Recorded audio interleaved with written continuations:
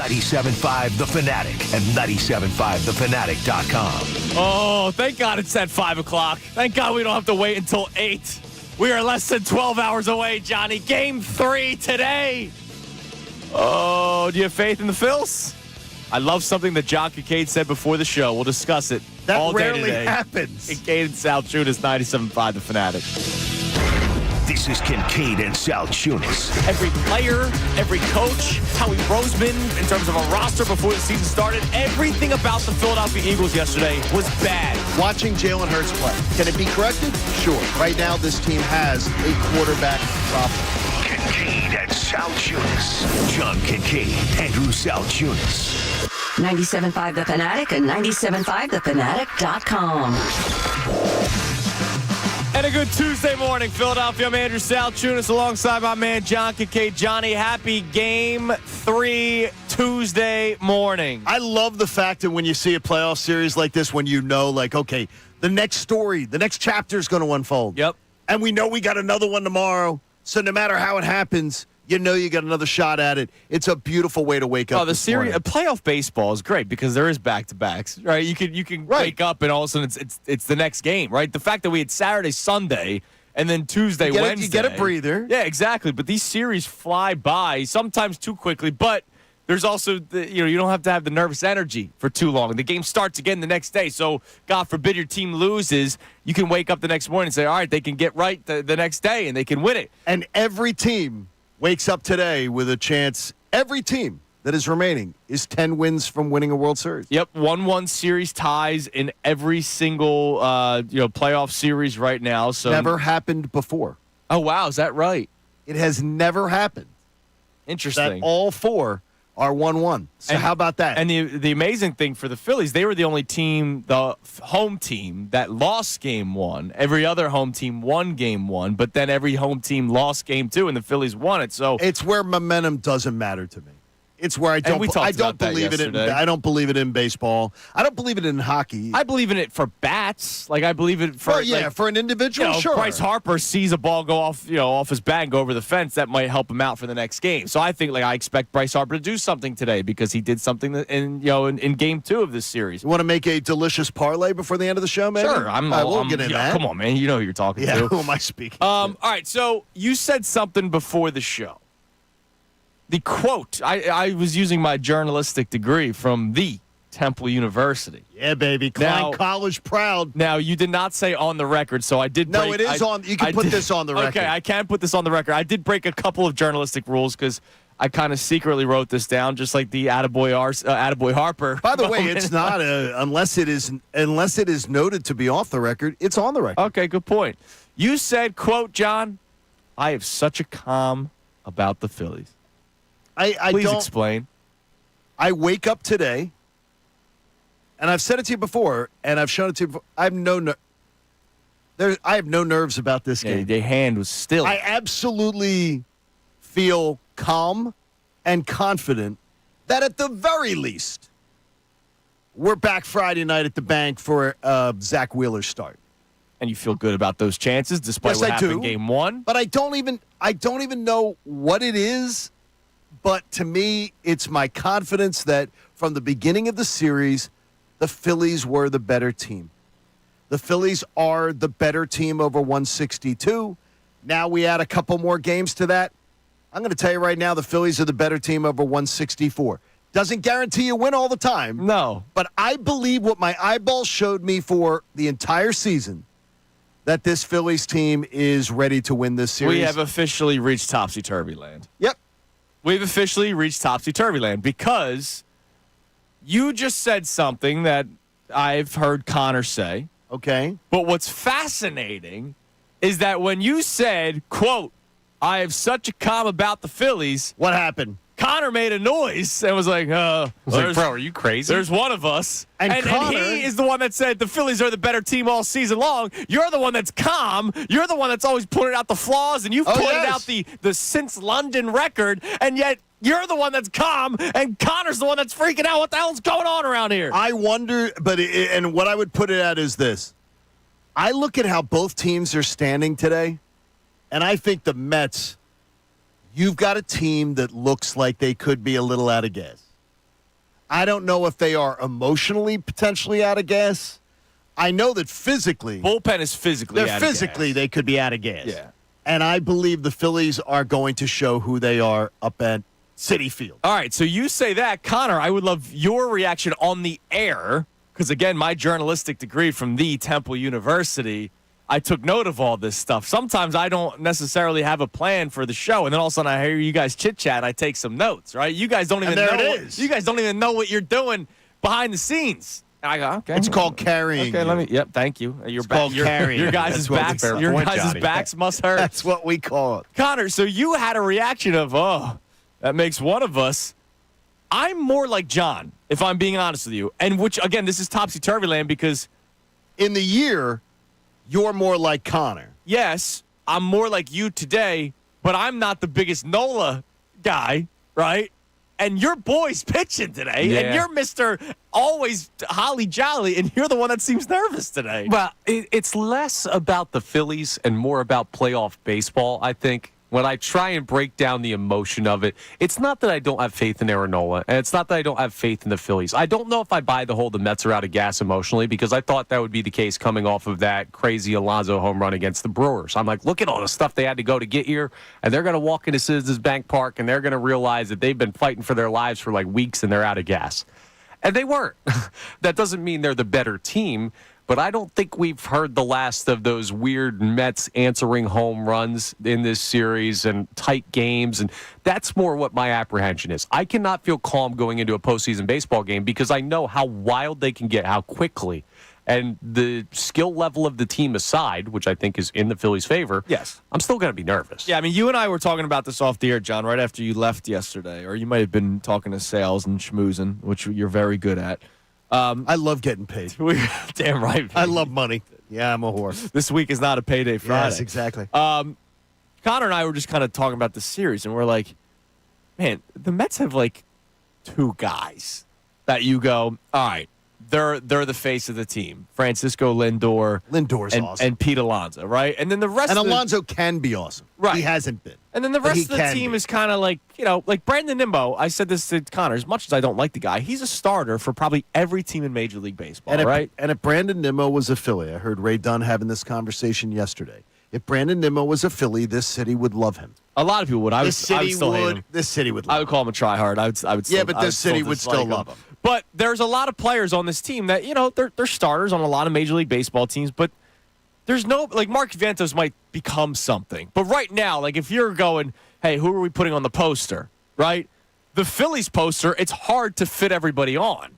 Correct. The Mets poster, it's two guys, and, you could throw Edwin Diaz on there. But they're a baseball team, right? They're a decent club, clearly. They're in the playoffs, and they won game one of this series. But still, ultimately, you sit back and you look at these two teams, and you go, come on, man, you can't lose this series. And I would have said the same thing. You guys know it. I would have said the same thing if they faced the Braves, Brewers, Padres, or Diamondbacks in the first round. I would have said the same thing about any of those teams. The Phillies are the better team, but they are. Can they put it together in a 5-game series following the bye week, following the rough stretch to end the season? And I think that continues tonight. I think they do win game 3 tonight. I'm going to say something here that is bound to either fly back in my face and look stupid, but I'm going to say it with my chest. I think the Mets are in a prime position today to come out flat. Completely flat. All the emotion they've played with, all of the amazing comebacks, all of those unbelievable innings that bullpen has pitched. And I could easily see them coming home in the big spot with all the anticipation and all the excitement and coming out completely flat. And how about it? I'll say it.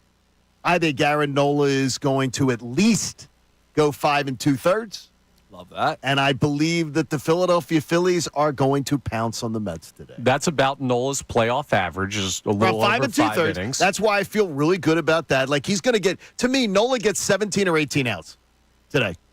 Yeah. 17 or 18 outs. So then you need the bullpen to do their job. You're going to need the bullpen. And clearly they have not far this series. And I will tell you that today they will. Okay.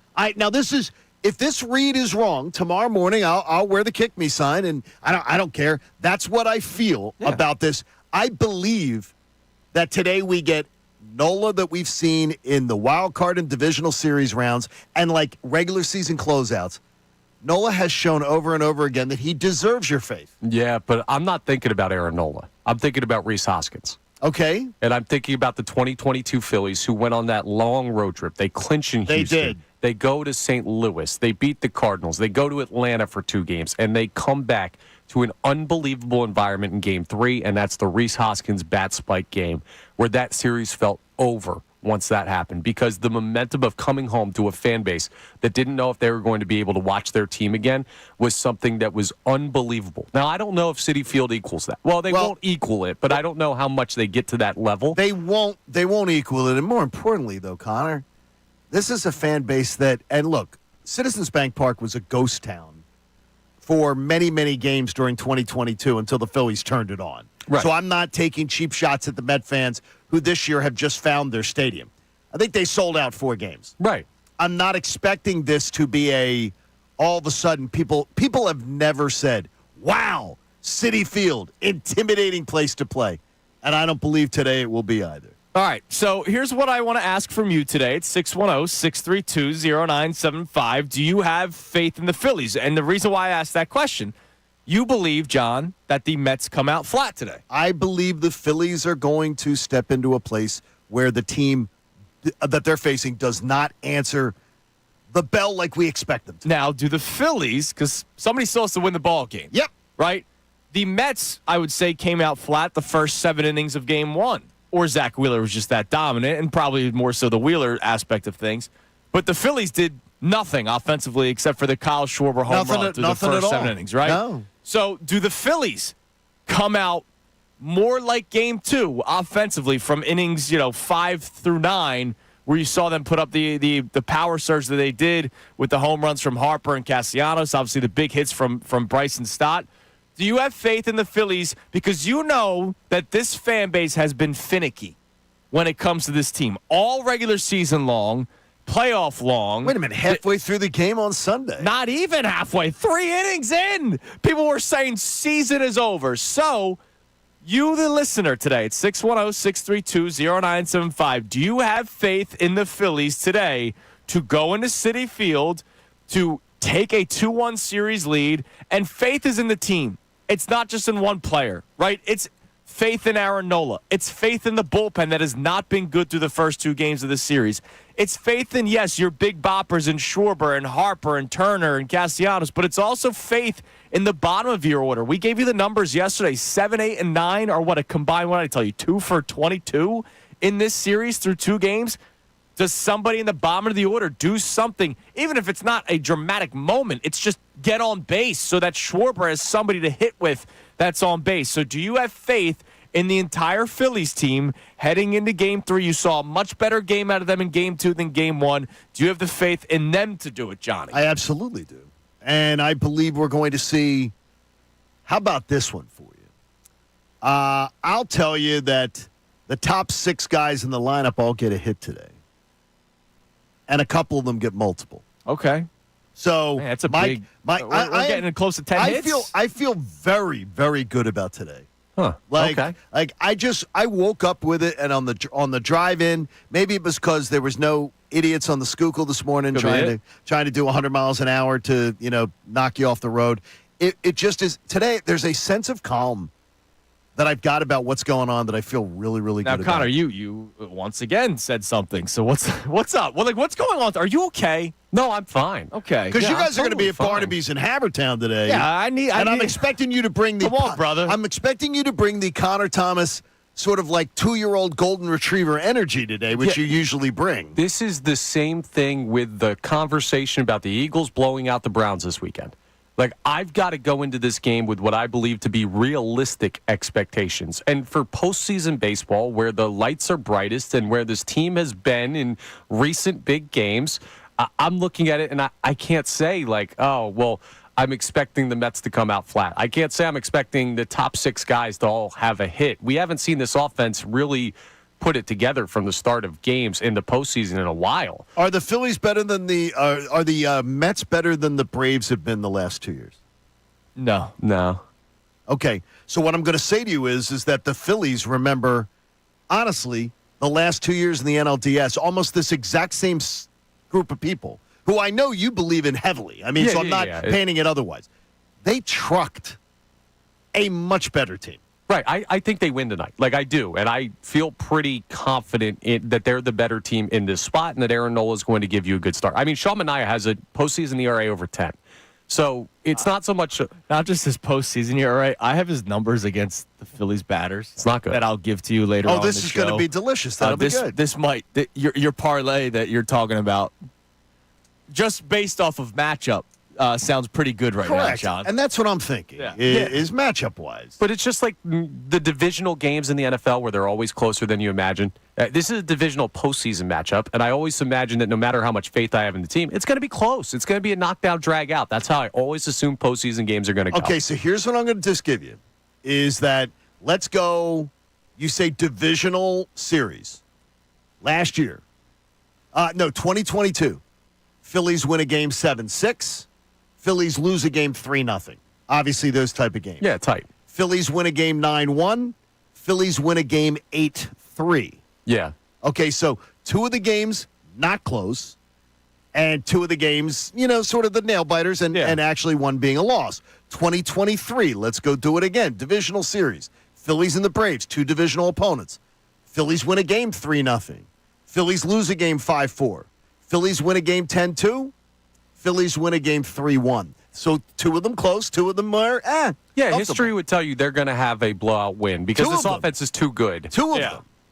The history would tell you that in divisional matchup against a better team, the Braves, than this Mets team, the Phillies have found when in the divisional series to have 2 comfortable wins. Now, we haven't seen one yet. Well, here's why. Your bullpen wasn't good. If the bullpen was good in game 2, they win what? 7-2. Yep. Yeah, it's true. One of these games, they win. They win by a handful of runs. One of these games, I will tell you, and I feel like it will be today. The Phillies bats will come alive, and it'll be a more comfortable game. I love that. So, do you have faith in the Phillies based off of everything that we've just talked about? You like that? To come out tonight and win this ball game? Do you and forget wins and losses? Just do you have faith in this baseball team? Yes or no? Explain. Do you think that there are people who are listening to you pose that question, who are saying, yeah, Andrew, I have faith in A, but I don't have faith in B? Probably. Like Alec Boehm. I do not have faith in Alec Boehm. He's going to get a hit tonight. Okay, he's in my top 6 of my lineup. I'm telling you he is. He's going to get a hit tonight. If he is. I don't think that they would move him down. I think Rob is going to plop him right back right where. At 5. And to me, it's do you have faith in certain individuals? I could easily see Castellanos having an 0 for 4. I don't believe that'll happen, but I could easily see it. Yeah, I got you. Do I believe Schwarber's going to answer the bell? I believe Turner will answer the bell. I believe Harper will answer the bell. So, I mean, there's guys that I absolutely believe in. But I think a lot of people who are listening or texting the show are going to say to you, I believe in some. Right. But I believe most are going to believe in Nola. All right, 610-632-0975. Do you have faith in the Phillies? Feel free to answer that on the text line and the phone line. Our other question today, because we are getting closer to the next Eagles game, their 5th game of the season, Week 6, when they take on the Browns. Same question. Do you have faith in the Eagles? Because I'll tell you right now, they have not done anything for me to say, I have faith in them that they're going to turn things around. I still think they're going to win this division, okay? Do I have, the supreme confidence to go, yeah, go ahead, have fun now, Commanders fans. We got this. I'll be honest, I don't have that. You've seen me chesty before. Okay, you don't have. Are you telling me you're actually concerned the Commanders are the better team in the division? No. I think the Eagles are winning the division. Okay. I'm just saying, I can't say anything with my chest right now. No. They've given you no reason to. They've done nothing through 4 weeks this season, through 4 games this season, for me to say anything with my chest. And no Eagles fan should be talking at all. There's nothing. They've given you no points to talk. When they come out and put together a couple games, get as chesty as you want. Which hopefully happens on Sunday. You're facing again your next 4 opponents. 1 win, 2 wins, 1 win, 1 win. That's a great 4-game stretch. Yeah, it is. And I could what I just asked you, do you have faith in the Eagles? The answer could be, a resounding yes in a couple of weeks. In a right couple now, of weeks. If anyone says it now, what are they saying it on? So I want to expand on that conversation coming up next. So do you have faith in the Phillies, the team, right? Do you have faith in them where you go, you know what? I can put money on them to win a baseball game, and I hope that happens tonight. Same thing about the Eagles. The line is now at 9, John. It's 9, yeah. It's moved even more. The Eagles are 9-point favorites against Cleveland. Plus, everybody reportedly back healthy. Yes. Expected to be back healthy. So climb in That's on huge. both of our topics, 610-632-0975. Also coming up next, Buster Olney, who should be joining the show today. There was a schedule mishap. You lost an arm wrestling match to Ray Dunn? He was on. Yeah, man, I'm not going to live that one down. He was on with Mike Missanelli yesterday, and you mentioned the fatigue for the Mets, not just emotionally but physically. Buster talked about that in the Mets bullpen. You'll hear that coming up next, which should hopefully give you more faith for the Phillies tonight. It's Kincade and Salciunas on a game day Tuesday, 97.5 The Fanatic. Fanatic Sports.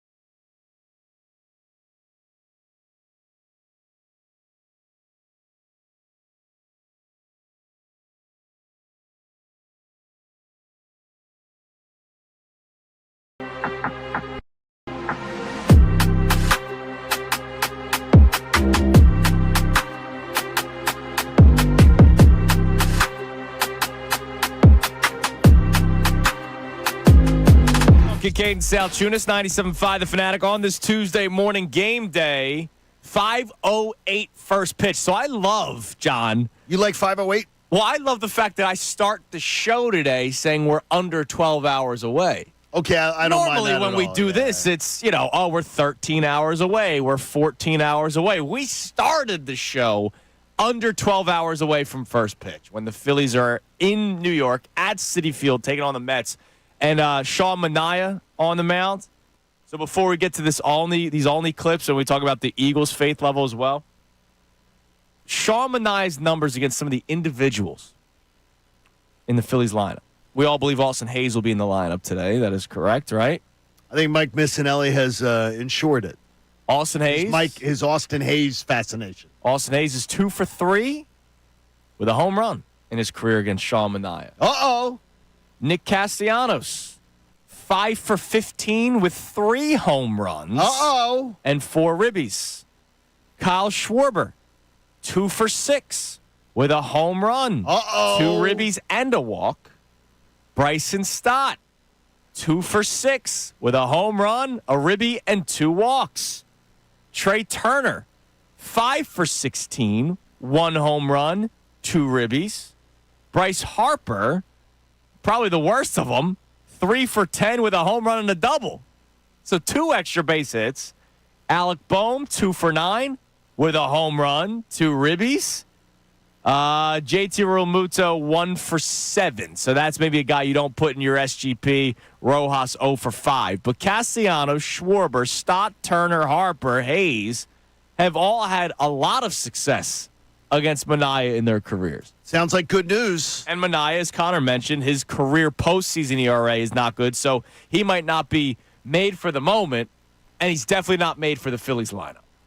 I'm really feeling good. You made me feel really good here to start the day today. How about this? See, This is good. I felt got very faith calm today. I did a music morning. Some Okay. mornings I will listen to the ESPN overnights. Just get a thing. I was more interested in a little music today, a little tunes. Okay. We need more music, Johnny, then it sounds like. I do was like just- music, Johnny. I was very calm this morning. I just still felt wonder very what calm. Gummy Johnny would be like, but that's a conversation for Hey, I another turned day. it down during my cancer treatments. Yeah. Well, and I guess did not. we're never going to There get you you go. then. All right. So the question: do you have faith in the Phillies? Like when you look at this baseball team, knowing everything that you know, do you sit back and go, "Yes, I have faith in that baseball team to win a game"? Not just tonight. I'm just saying, do you just straight up have faith in that team? And we also open up that question for the Eagles. Right now, I don't have faith that I can say, yeah, they're going to win every single week, right? I don't have that kind of faith. John, you said they've done nothing for you to have that kind of faith. Connor, I'll ask you. And we're not asking about blowout wins. I'm just saying, do you have faith in this football team where you go, yeah, man, they're gonna win this week? I'm not saying Eagles Browns. I'm saying any week. You know what's weird? I feel like I should. Okay. Like when I look at Yeah, of course you should. when I look at the roster, I feel like I absolutely should believe in this team, that they should be somewhat successful. Maybe not to the level that we initially thought, but there's just like they're too talented not to be. But last year and the head coach and the quarterback, I don't know how you could have enough faith to say that you're on the positive side of that spectrum today with the Eagles. Now, you could be there. You brought it up. In like a week or two, we could be there. They blow out the Browns, they blow out the Giants, and everything looks good. We might say, oh, okay, bye week, they figured it out. And then, of course, we'll have the rest of the season. But at this moment in time, if you have faith in the Eagles, it's just that. It's blind faith. And Exactly. you could be in a dangerous spot believing in this coach and this quarterback. So I want both of those questions answered from you guys today. Do you have faith in the Phillies? Do you have faith in the Eagles? 610-632-0975. We can get totally different answers Would on you? both. Let me ask you both to turn back the clock. You're sitting 1-1, 2022 and 2023. You were heading home. 2024, you're heading on the road. Do you feel more confidence, less confidence in this team? Because this is the best Phillies? team. This is the best team they've taken to the postseason. Clearly, the best team if you take the entire body of work. Yeah. So do you feel more confident, even though you're going on the road, than you did in 2022 and 2023. I think the decision to have Nola go in Game 3 is what makes me feel great. It looks brilliant now, doesn't it? Yeah, I'm more confident, but I'm more nervous, if that makes sense. Like That doesn't. Tell me about so. it. That doesn't make sense. Let me explain kind of where I'm at, right? Like, I believe in this team more, but there's so much more on the line for this team, and it makes me more nervous. I got you. Yeah, because this could be the last one of this. Right, like Crew. 22. Like, obviously, Harper Turner here for a long time, but, like, the Bohm, Stott, Castellanos, Schwarber, like, this could be the last run if it doesn't go well. Yeah, 22 was found money, and 23 was like, hey, they're making a run at this thing, but we know they'll be like back next year, and we know they could still build this roster, and this is the second year of this contention. Now in the third year, with guys getting older and contracts coming up in the next year or so, like, it just feels like there's so much more on the line. They're a better team. This is the best Phillies team of this era we've seen. So you should be confident in them. Absolutely. But I still, because of everything at stake and what could happen. I think that's fair. God, I just feel like this is such a better squad than we've taken to the playoffs. Yeah, but like you're gonna have that feeling with the Sixers one year. Like, Yeah. there's gonna be a when year. is that? Could you tell me? No, there's gonna be a year where you're like, all right, this is the last one. It's Right. not. It's not now. I mean, they just signed everybody to a 5-year deal. Like, it's not. That doesn't mean we're not going to feel it next year. Exactly. It could be. Yeah, it could be. It could be Depending next on how year. they play, if they're injured, if they're whatever. Exactly. All right. Here's Buster Olney, who was on the Mike Missanelli show yesterday. This should add some confidence to you. Here he is talking about the bullpens for both teams and how the bye week may have affected the Phillies relievers, but clearly the Mets having to continue to pitch, it may have hurt them some more. Take a listen. The big question to me in this series is going to be the conditions of the bullpen. The Phillies bullpen, 10 runs allowed in the first 6 innings of work. I tend to believe that might be related to the off days, that group may have been more affected by that than any other. It was good to see Estevez had a good inning yesterday. Matt Strahm, I don't think, is going to have another outing like he had yesterday, so I think that group will bounce back. The Mets, on the other hand, man, they are stressed after these 8 days of late inning rallies and comebacks and the bullpen being used so much. So he's basically saying maybe the couple of days off is why the pitchers aren't feeling the way they normally would for the Phillies, but clearly you'd rather probably be healthier than falling apart. Here he is now talking about Edwin Diaz, who we highlighted before the series started on Friday, and all the pitches he's been throwing down the stretch because he had to. And look, I'll give him credit. He pitched very well down the stretch for that Mets team. He had some good games. He had a few rocky outings. But but at some point, it gets to you, and you may have seen that on Sunday, and I don't know if one day off is going to help him all that much. When they need him, it seems like every single game. Here's Olney talking about Edwin Diaz. Edwin Diaz, 130 pitches in 8 days, which is staggering. They're going to need some guys to emerge in that bullpen, and that to me, whichever these two teams can get their bullpens in order, will be the team that comes out of this. I think that's spot on, and I lean toward the Phillies. You have to, because the Phillies, first of all, their bullpen's better. Let's just say right away, they have a better bullpen. Diaz might be the best bullpen arm between the two teams, but the overall bullpen, the Phillies had the better bullpen. Now, Diaz can't go today, right? Dude, I think they're going to, if they need him, they're going to go to him. I actually... I don't think he's getting any days off, man. I actually hope this is the case. Yeah, of course. Because that means if he goes today, then he might definitely not go tomorrow. You're going to get him in one game, and I guess you have to go 3. If you're the Mets, you got to go. They got to use him in Game 3 because Game 4. But to me, I'd be more saying, man, I want to have him to make sure that we can keep our season alive. You know what's going to happen? Mendoza, the manager of the Mets, he's going to pick a game that he goes, I have to manage my ass off for this one. We've seen the Ranger Suarez starts in the past against the Braves where that was the plan, right? Game 1, both years against the Braves. The plan was Suarez for 3. I'm going to manage my ass off the rest of the game with the bullpen. Tonight might be, hey, Manaea, we need as many innings as we can out of you, effectively, obviously, because you're not just having an innings eater in the playoffs. Whereas tomorrow they might go back to the Senga route. That's why you really have to make sure that you have taken care of business by running up his pitch count early. Oh, get to the bullpen. Yeah. You got to you cannot don't be have chasing early. These undisciplined at bats, you cannot have it. Now it's going to be interesting. All right. Because I read you all that success they've had against Manaea. They know that. So are they going, man, I've had success against this guy. I'm going to be aggressive. I'm going to sit dead red and try to go yard early on, or is there the smarter play of working counts, hopefully getting to the bullpen in the fourth or fifth inning. I think and that's now what it all is. of a sudden they have to tax their bullpen in the first game of a back-to-back when their bullpen's already taxed. I heard someone yesterday, and Mike does a great job on the Mike Missanelli show with Bill and Ray, that of just explaining stuff to people. And he's like, why doesn't Long tell these guys to take pitches? Take a first pitch. And I'm Not like, that if easy, anybody man. realizes that if you have a lineup like the Phillies and a batting coach said to them, take a first pitch, I would fire the batting coach that day. Because what do you want world-class hitters like this to do? They can't just take a first pitch. Now, they got to be selective, but a lot of what do you want them to do? Just sit and fall behind 0-1 in the count? Kevin Long and Rob Thompson do not hold the bat. Kevin Long, though, I'm not a big fan. Got to tell you, not a fan. I have said this a million times. Not a fan. They could go into a season without a hitting coach, and I don't think it makes a difference.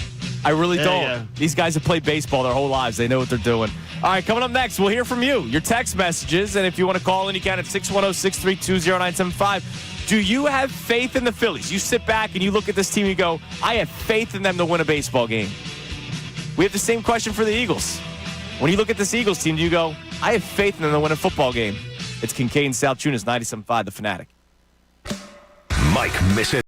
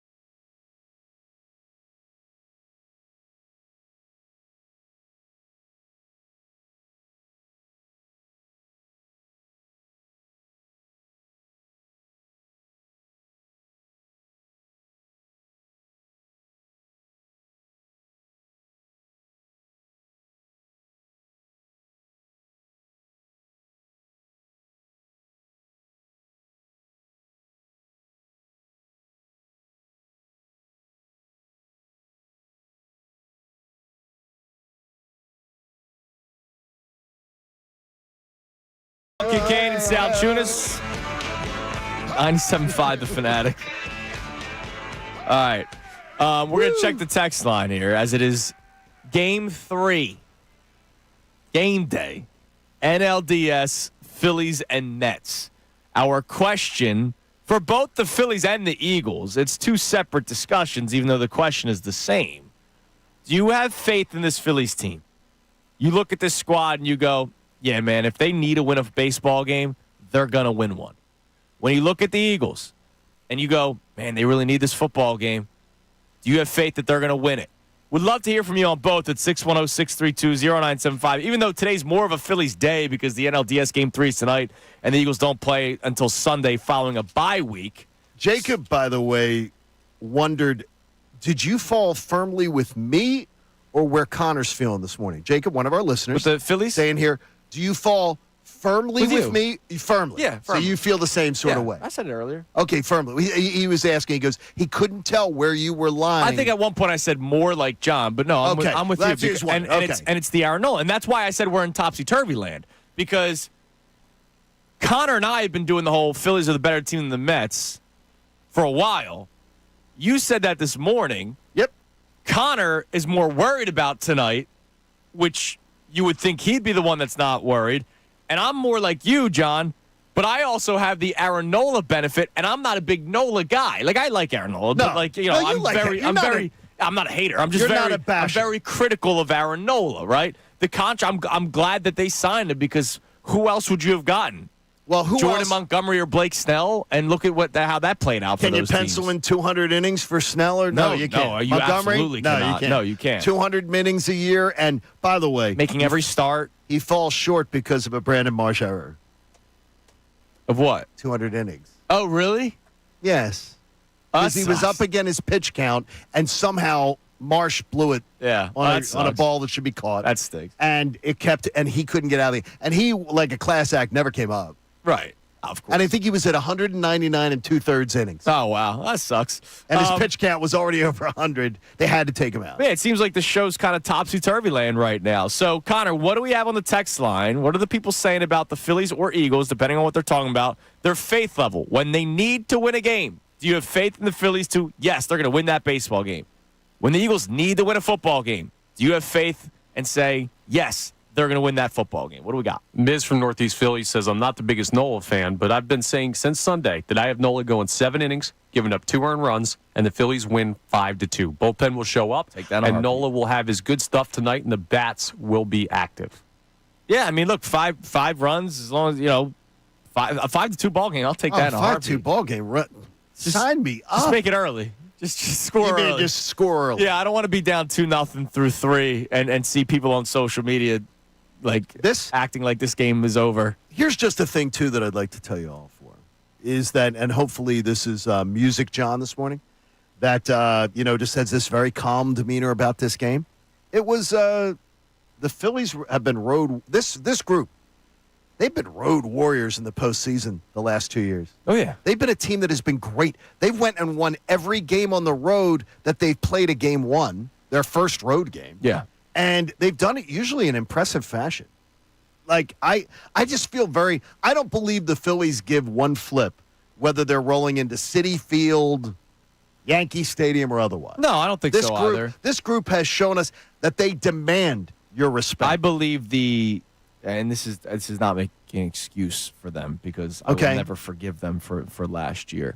I don't necessarily believe that ballpark was good for their style of play in Arizona.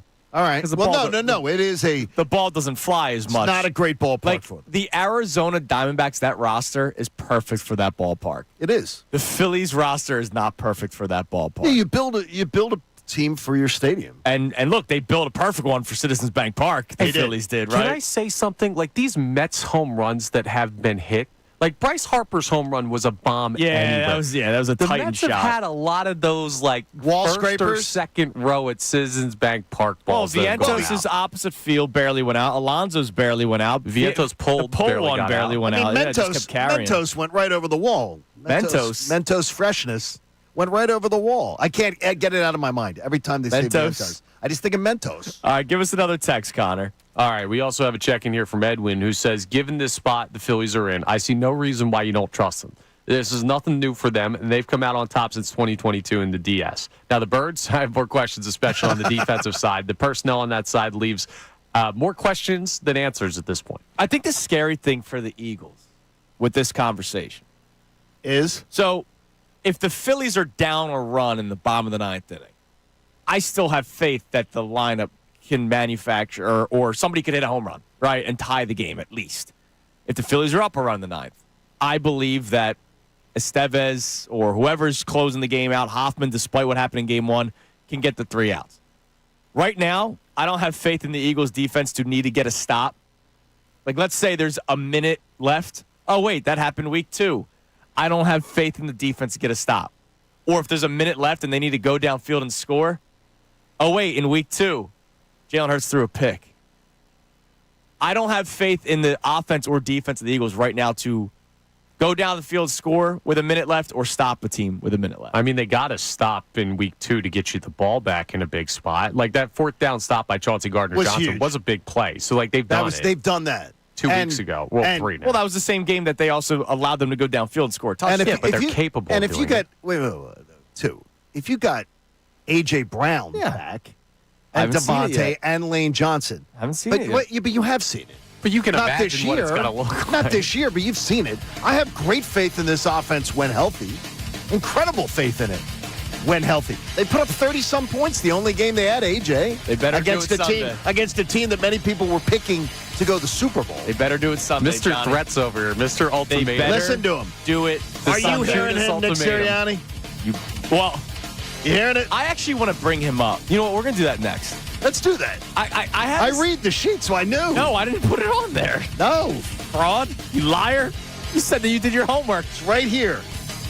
I have a Nick Sirianni gets an ultimatum. I have a question about Sirianni at the Phillies game the other night. Also, Bryce Harper. I want to do some appreciation for him coming up next, and I'll explain why. It's Kincade Salciunas, 97.5, The Fanatic. Fanatic Sports Update. A show.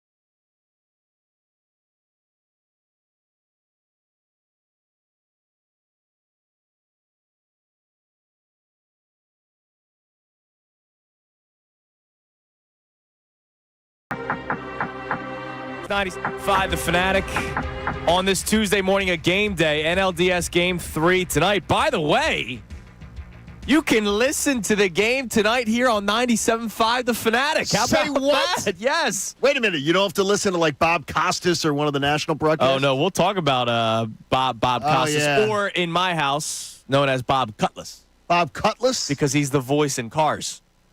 Oh, he is. He's the play-by-play voice in He Cars. is. Okay, he is. So All right. Bob Cutlass, he much better is Bob Cutlass than Bob Costas at this stage. By the way, you must go to Disneyland and ride that ride. Cooper will go nuts. Oh, no. Absolutely. It's the best. One of the best rides. But yeah, tonight's game, the ESPN broadcast with Boog, I believe it's going to be Boog. It'll be Boog today Will be and tonight. Doug Glanville. Yeah, tonight, 5:08. So you can listen to the game live right here on 97.5 The Fanatic. How freaking awesome is that? And my man Rob Kelly engineering the whole thing. I love that. So it's good. So All right, coming up in a few minutes, around 7:10, I want to have some Bryce Harper appreciation. Jason Stark, the Hall of Famer, was it with the Best Show Ever yesterday? it was Jason Stark, best Okay, show I ever. figured, but it was I heard it. Monday, so I'm not used to him being on Mondays.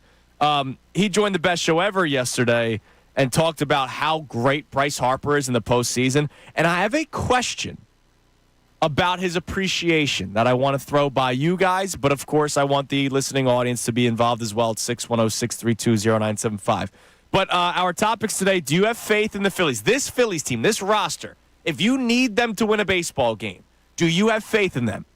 Same question for the Eagles. If they need to win a football game, do you have faith in this football team? Would love to hear from you, 610-632-0975. We'll check the text line in a minute, but I have a question.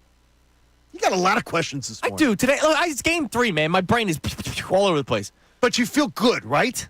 Yes, I do. Oh, Okay, good. I think they're Just going as to long as you feel good. Yeah. So Sirianni was at game 1. He was. I'm trying to ask this as fairly as possible because, you know how I feel about Sirianni. I don't think he should have been back. Did he go to the game because he wanted to go to the Phillies game? Photo shoot. Or did he want to be seen?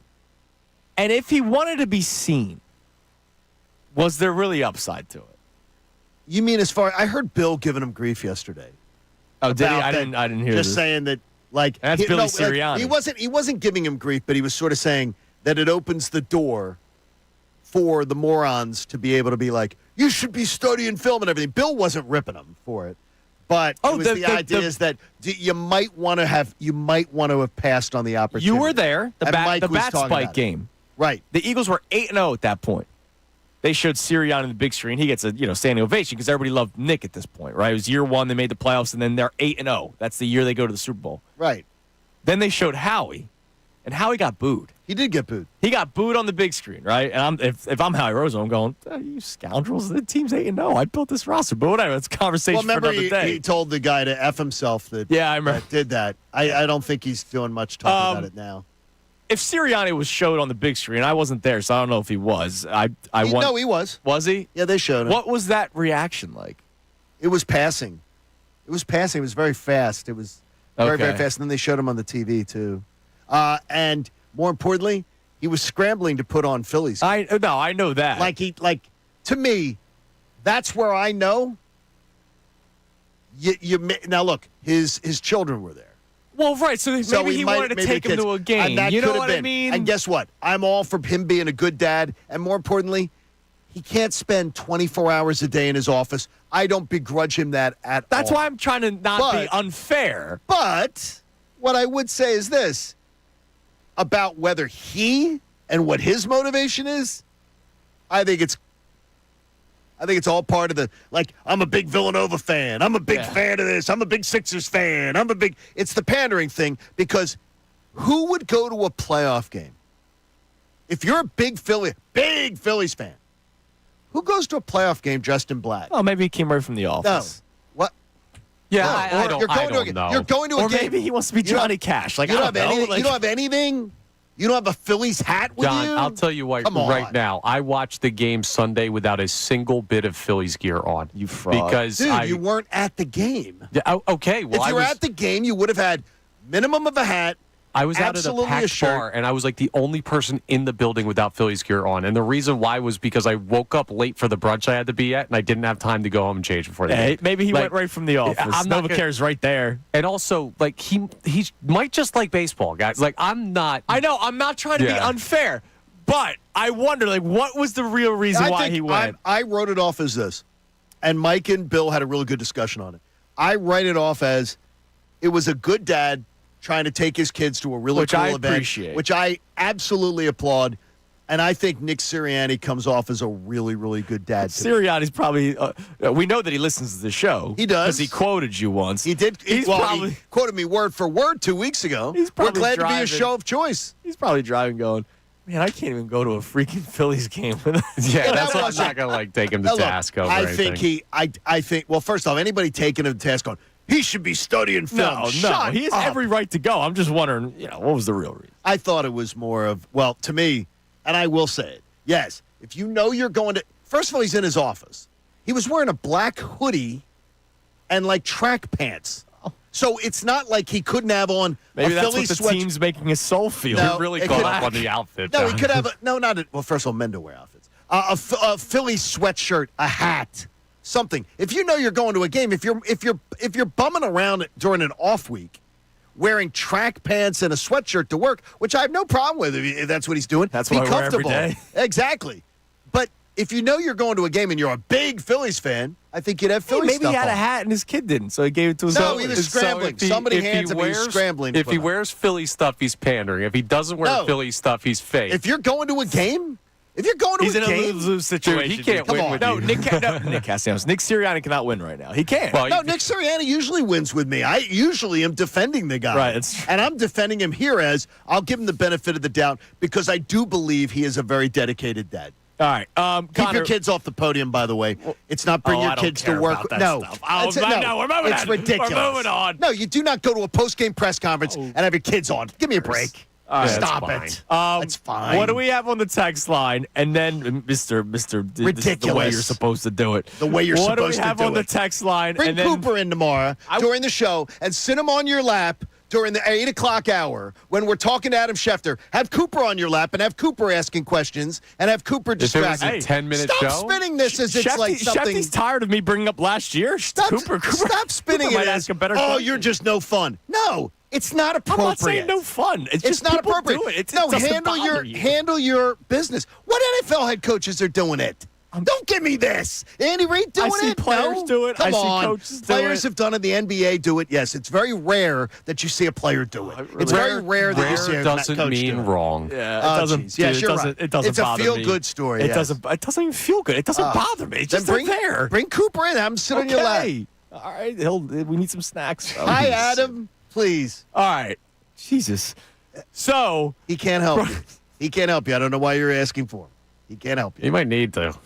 He's not going to help you if you're What do taking we- his name in vain. He's what not do going we to help you What then. do we have on the text line, Connor? This is a great follow-up to that religious conversation there, that short aside. Faith is part of our conversation today, and this is a very simple text.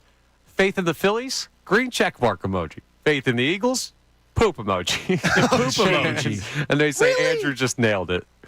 Yeah, What so- with the final drive thing? Yeah. I guess that now I have.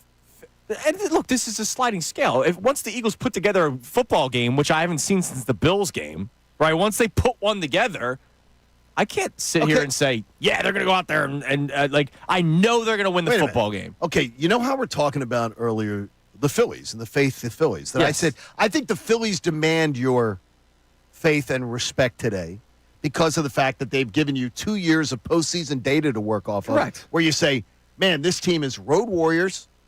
They how they perform. Aaron Nola, how he performs in NLDSs. Those type of things. Haven't the Eagles offensive guys given you enough? A.J. Brown, Lane Johnson, Devontae Smith, given you enough that you should have blind faith in them? What name did you not mention? Who, Jalen Hurts? On purpose. I don't think he deserves blind faith. Well- but I think that you're getting back an offense. Quarterback. But you're getting back an offense that is loaded. I have faith in Jalen Hurts. I don't have blind faith. They were loaded last year. Yeah. They were. I need to and see they him were not- an incompetent coaching I need to staff. see him not turn the football over. No, I got you. Like, that would be great. like- That's has- why I don't give him blind faith. And has this coaching staff been proven competent? No, I absolutely. Yes, they've been proven competent. Like we have data to work off of. Yes, they've been proven competent. I can trust that Vic Fangio knows what he's doing. I can trust that Kellen Moore knows what he's doing. I meant more on the offensive side. Kellen Moore, I can trust that Kellen Moore knows what he's doing. Yes, I do too. He's been a top as long five. as he's allowed to do what he. When he has a starting quarterback, he has been a top 5 offensive coordinator statistically. Yes, he's proven enough to me that I'm not going to doubt. As long as he's allowed to coach. I don't know what Sirianni allows him to do. I don't. If that's it, you know what though? If that's the case, then that's Howie Roseman.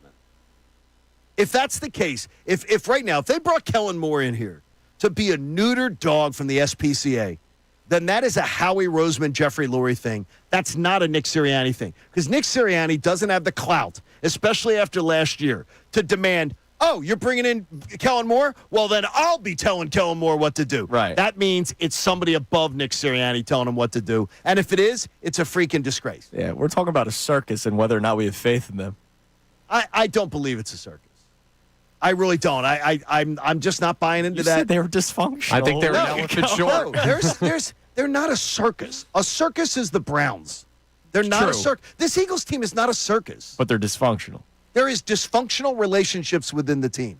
There is not a circus atmosphere around the Eagles. Maybe they're an elephant and a guy in a top hat short, but they're closer I than we think, I need tell to you be. this, if I'm an Eagles player and I listen to that, I go, are you freaking kidding me?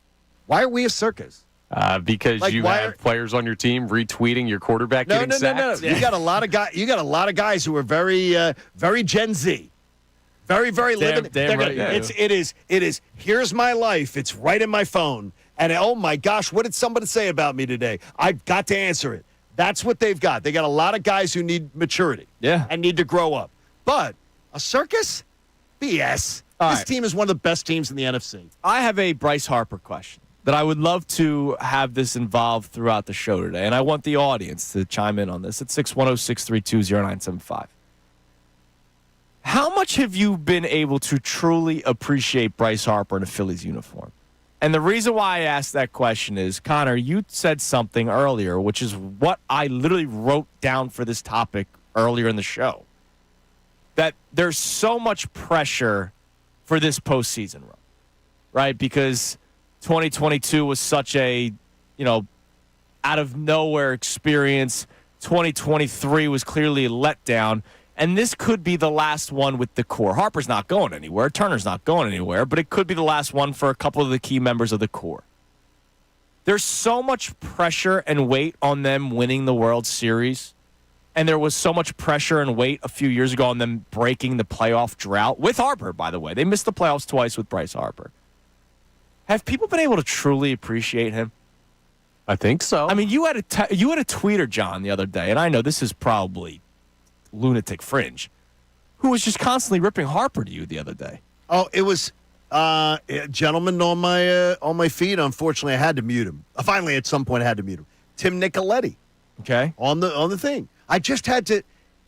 He was Harper. When is the media in this town going to get tough on Harper? When are you people finally going to stop kissing his ass? When are you going to be? And I said he was ripping him after the Saturday night game, and I said he got on base three times. 3 times. More than any player in the lineup. If you're going to say if he wanted to rip Alec Boehm. Yeah. I'd got benched? I'd be right there with you. Right. But when someone is just trolling to troll, I'm going to call it out, and it's pathetic. I mean, how are you in your mindset? Do you have any idea that you would be ripping Bryce Harper Now as a that's- postseason performer? Now, I believe don't that's get it. lunatic fringe, but I do No, that also is believe lunatic there fringe, are yes. people that are so starved for the World Series that, yeah, they love the moment when it happens. The attaboy Harper, the 2 home runs, the home run against the Padres in the 2022 NLCS, Okay. the home run the other day. But because there's so much pressure on this team winning the World Series, are a lot of people truly appreciating it? His on base, and again, listen to Best Show Ever. Jason Stark. We're going to play 2 clips for you. Is the best. Well, then I won't give the number. All right. Well, 'Cause, here's it's the number that will just it blows you away. There's 2 numbers that he gives that blow you away on Bryce Harper. Here's Jason Stark talking about Bryce Harper and how he's never seen a postseason player like him. Some guys just have that thing, like love the moment, can't wait to rise up and meet the moment, and Bryce has that thing. I've watched baseball in Philadelphia my whole life, and I honestly believe no one who has played here who I've covered is quite like him. I mean that with the greatest respect. Utley, Howard, Rollins, all great. Schmidt, Rose, Boa, I guess would be the third, right? They were all winners. But just go back and look at their postseasons and look at Bryce's. Sometimes it feels like Bryce just has these moments almost on demand. He's already written the script, and then he does what's in the script, except that it's real life. The other thing that was so obvious, now more than ever, these teams like the Mets, these teams he's facing, they have already decided there's no way they're going to let that guy do what he did yesterday, and then he did it anyway. Don't take it for granted.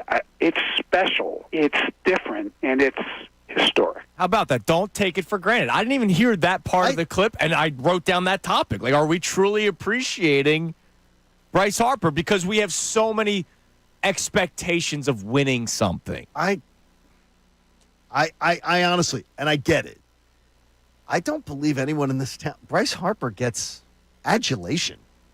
Like every time he does anything in a game. Right. I've been at, I'm not saying anyone is ripping him, except for that one I think lunatic. he gets more adulation than any player that gets announced. Like he's number one in fan support. Yeah, but there's liking a guy and realizing you may be seeing a top five Philly of all time, and there's a step between that. He is. I don't think anybody who's watching Harper has ever gone, nah, he's not in the conversation with Schmidt. But like Bryce, Bryce Harper, people are dying off that actually saw Schmidt. Right. Like I saw Schmidt. Think of it. I saw Schmidt in the postseason, in grade school and early high school. Yeah. There are the majority of people who would have that, he's no Mike Schmidt, are really starting to get towards dying off age. But there's people that will go, yeah, Bryce Harper, like people love Chase Utley. He also won a World Series. Absolutely. Right? So I wonder, like, are we really appreciating until he wins one? Like, if Bryce Harper wins a World Series, he will be, I think, the favorite of all time for a lot of people. He'll be the greatest Philly ever. And I wonder, because he hasn't won one yet, and it's not his fault, is anybody still going, oh, man, I need him to win one? Because we brought him in here to win one. Here's Jason Stark talking about those numbers that you mentioned, John. 32 postseason games as a Philly. Batting average is .327. His on base is now .448. So that's 135 plate appearances. He's reached base in 60 of them. And that's not even the historic part. He's now slugging .727 in the postseason as a Philly. And his OPS is 1175 in the most important games he'll ever play against the best teams and the best pitching. The only player now in history with a higher OPS and slugging percentage in his first 32 postseason games with any team is Lou Gehrig. Bryce even passed Babe Ruth yesterday. I don't know if this guy will get a pitch like that to hit again in this series or in this whole postseason. But that really depends on Schwarber and Turner in front of him and Castellanos behind him. I think this whole postseason could honestly hinge on that. It's amazing. That's why I say Castellanos is the most important Philly in this series. It's amazing. I mean, those numbers, dude. Like 440. Lou Gehrig. What, 442 on base percentage? Dude, we're talking about that's stupid. Bryce Harper, Babe Ruth, Lou Gehrig, and that's the appreciation conversation. I know people love Bryce Harper. We're talking about one of the greatest players of all time. Like, are we realizing that? I think people do. I don't. I think people do. I want to talk about it. I do. I think I really do. All right, let's discuss those numbers blow me away, though. Yeah, because they blow me away. Because I would never have gotten those numbers We're right. not used to having the best. This is nice. I love it. All right, you can text it. You can call in 610-632-0975. All our topics are on the table. Coming up next, do the other playoff series being 1-1 do anything for you? Also, I saw a list this morning that came out before the playoffs started, the top 24 players in the playoffs. I want to tell you where Bryce Harper ranked. I think he's disrespected nationally, man. That's crazy. It's Kincade Salciunas, 97.5, The Fanatic. Fanatic Sports Update.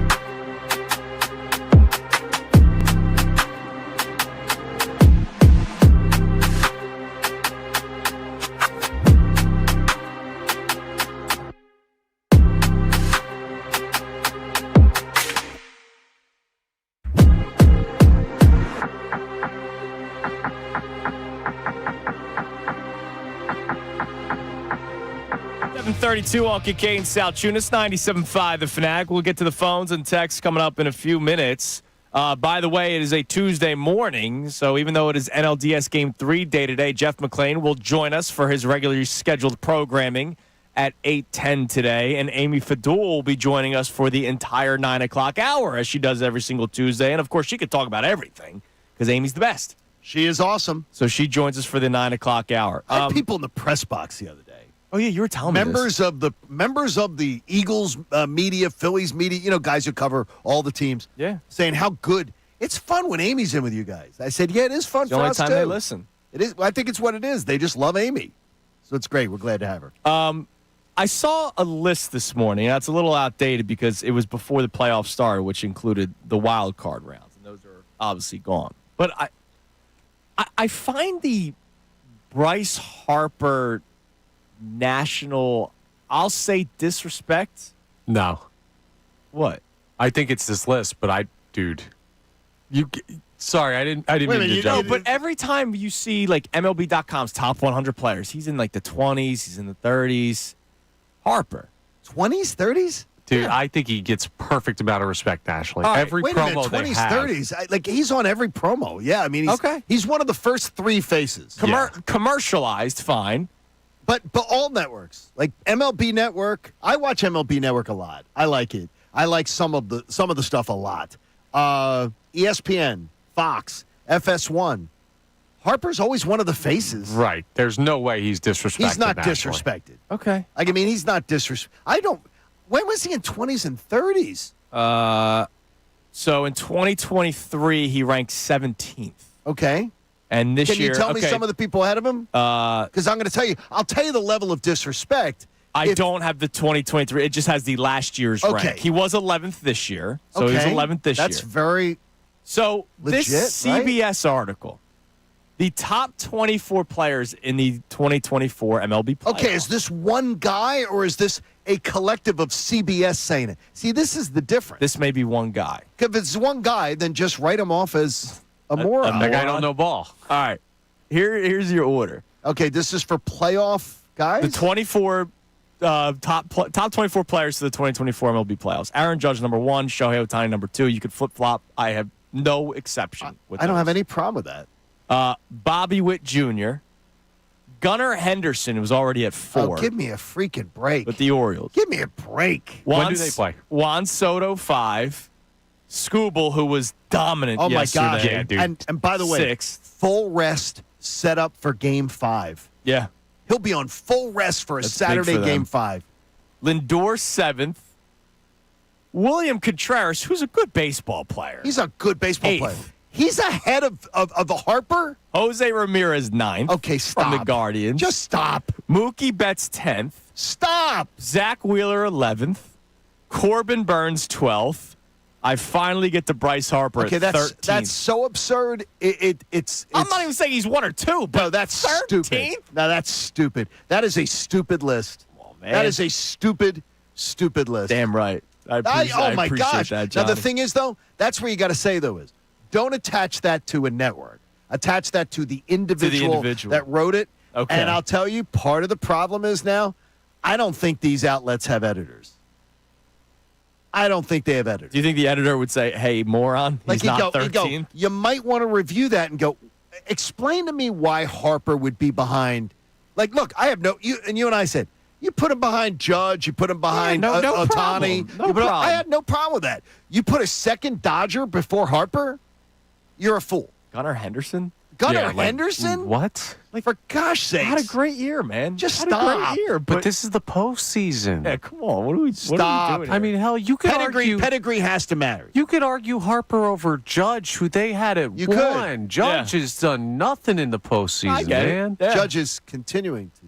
Yeah. Yeah, he's having a rough start. Well, as the bright lights have not been kind to him. Well, it's No. because he's so tall. They're right in his face. They're right in his face. That's what it is. Or he gets cheesesteaks and everything from a chain instead of going local in Philly. Remember, he was getting them from the chain. Oh, really? Yeah. Judge? Yeah, Oh, don't do how that. about that? Yeah. Now, they paid well, I'm sure. Oh, I'm sure they did. But, Just like Joel yeah. Embiid. Yeah. Remember, Hey, he mentioned yeah, he did too. a chain establishment for cheesesteaks. Oh, Does the 1-1 series tie throughout the playoffs do anything for you? yes. All right, explain.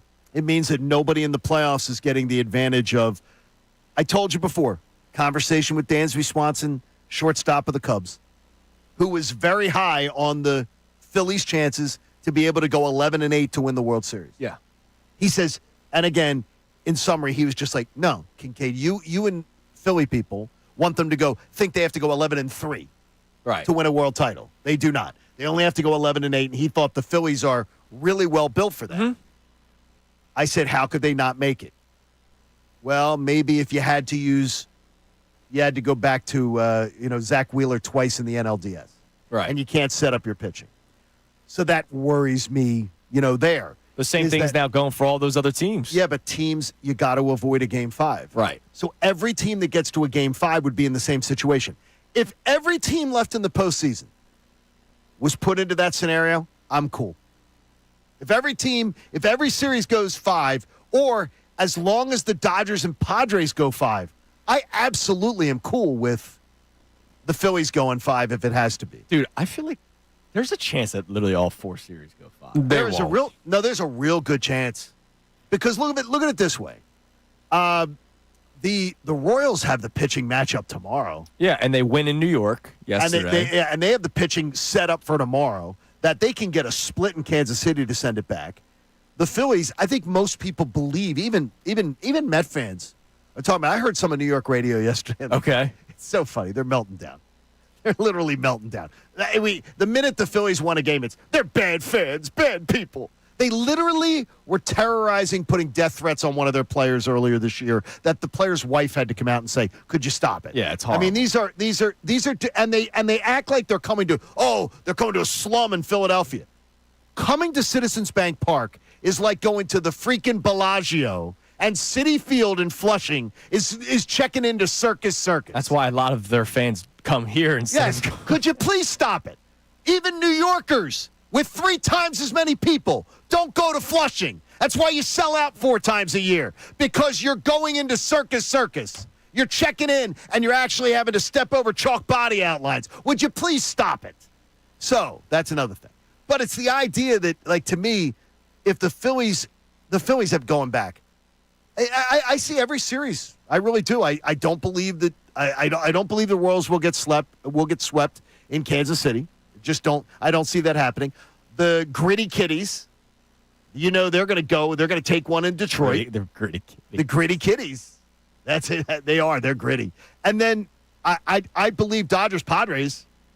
The team most likely to win the 2 games coming up is the Padres to me. Yeah, but we just said this is the first time we've ever seen all of these NLDS or ALDS at First 1-1. time ever. 1-1, yeah. Never Right, happened. so we're going to also see them all go 5. It's just not. No, they might not The all go 5, but probability is so there is a minimal. chance. Like, there's a legitimate chance. I that they think all there's go I'd be 5. surprised. The based best. on- Well, here's the thing: the least likely. I think the most likely team to win in 4 is the Padres. They're the best team going home for 2 games. Maybe. Okay, I just and think the Dodgers are the best team in baseball. Yeah, I just think it's like reportedly. hitting like a 18-leg parlay to say that all these series are going 5. Yeah, it's like, it's well, happened. one of these, I don't know which one it is, but one of these series is going to end in 4. It's just Well, how baseball goes. If I think it'll be the Phillies series, I hope so. but if I would tell you this, Well, I hope so if it's the Phillies. if the Phillies series ends in 5 and the Dodgers Padres series ends in 4, the chances for the Phillies to go to the World Series go exponentially down. I don't know. We if don't could say want that. Yeah, because you're only guaranteed one Wheeler start in the NLCS. I absolutely believe their chances go exponentially down. Yeah, but you have better pitching staff depth than anybody left. That's By the good, way- but you're going to need more. You're going to need 2 starts for By the Ranger way, Suarez. if they need him, he would start twice, even if it's like a 3 or 4 inning outing. If it's do or die, if it's do or die, yourself no, for of course. potential But if World it's do or Series. die, like you're gonna have to do it. No, he'd be set up for 3 and 7. Yeah. All right, coming up You got to next, get to 7 to make it count. we'll get to your texts and your calls, but we're gonna have some fun because a lot of you are miserable when it comes to the Adam Amin, AJ Pierzynski, and Adam Wainwright broadcast crew. It doesn't bother me one way or another. But what should bother you is one that's worse. And the guy is actively rooting for one of the 2 teams. You'll hear that next. It's Kincade Salciunas, 97.5 The Fanatic. Mike Missanelli. They're only 2-2, and you might think like this.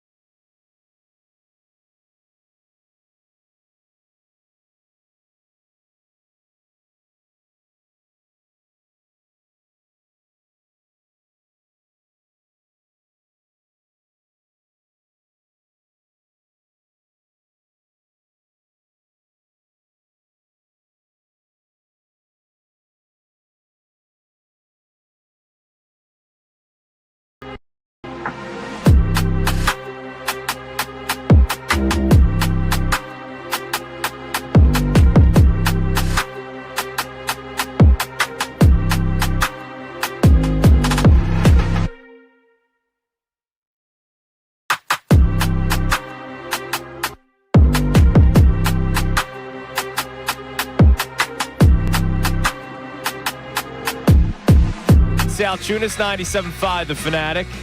On a game day, NLDS Game 3 tonight.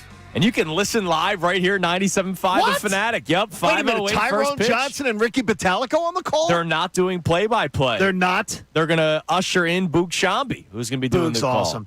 I'm going to see if we can get Boog to join us tomorrow morning. That'd be great. The question is, does Boog sleep in tomorrow in New York? I'm hoping he does not.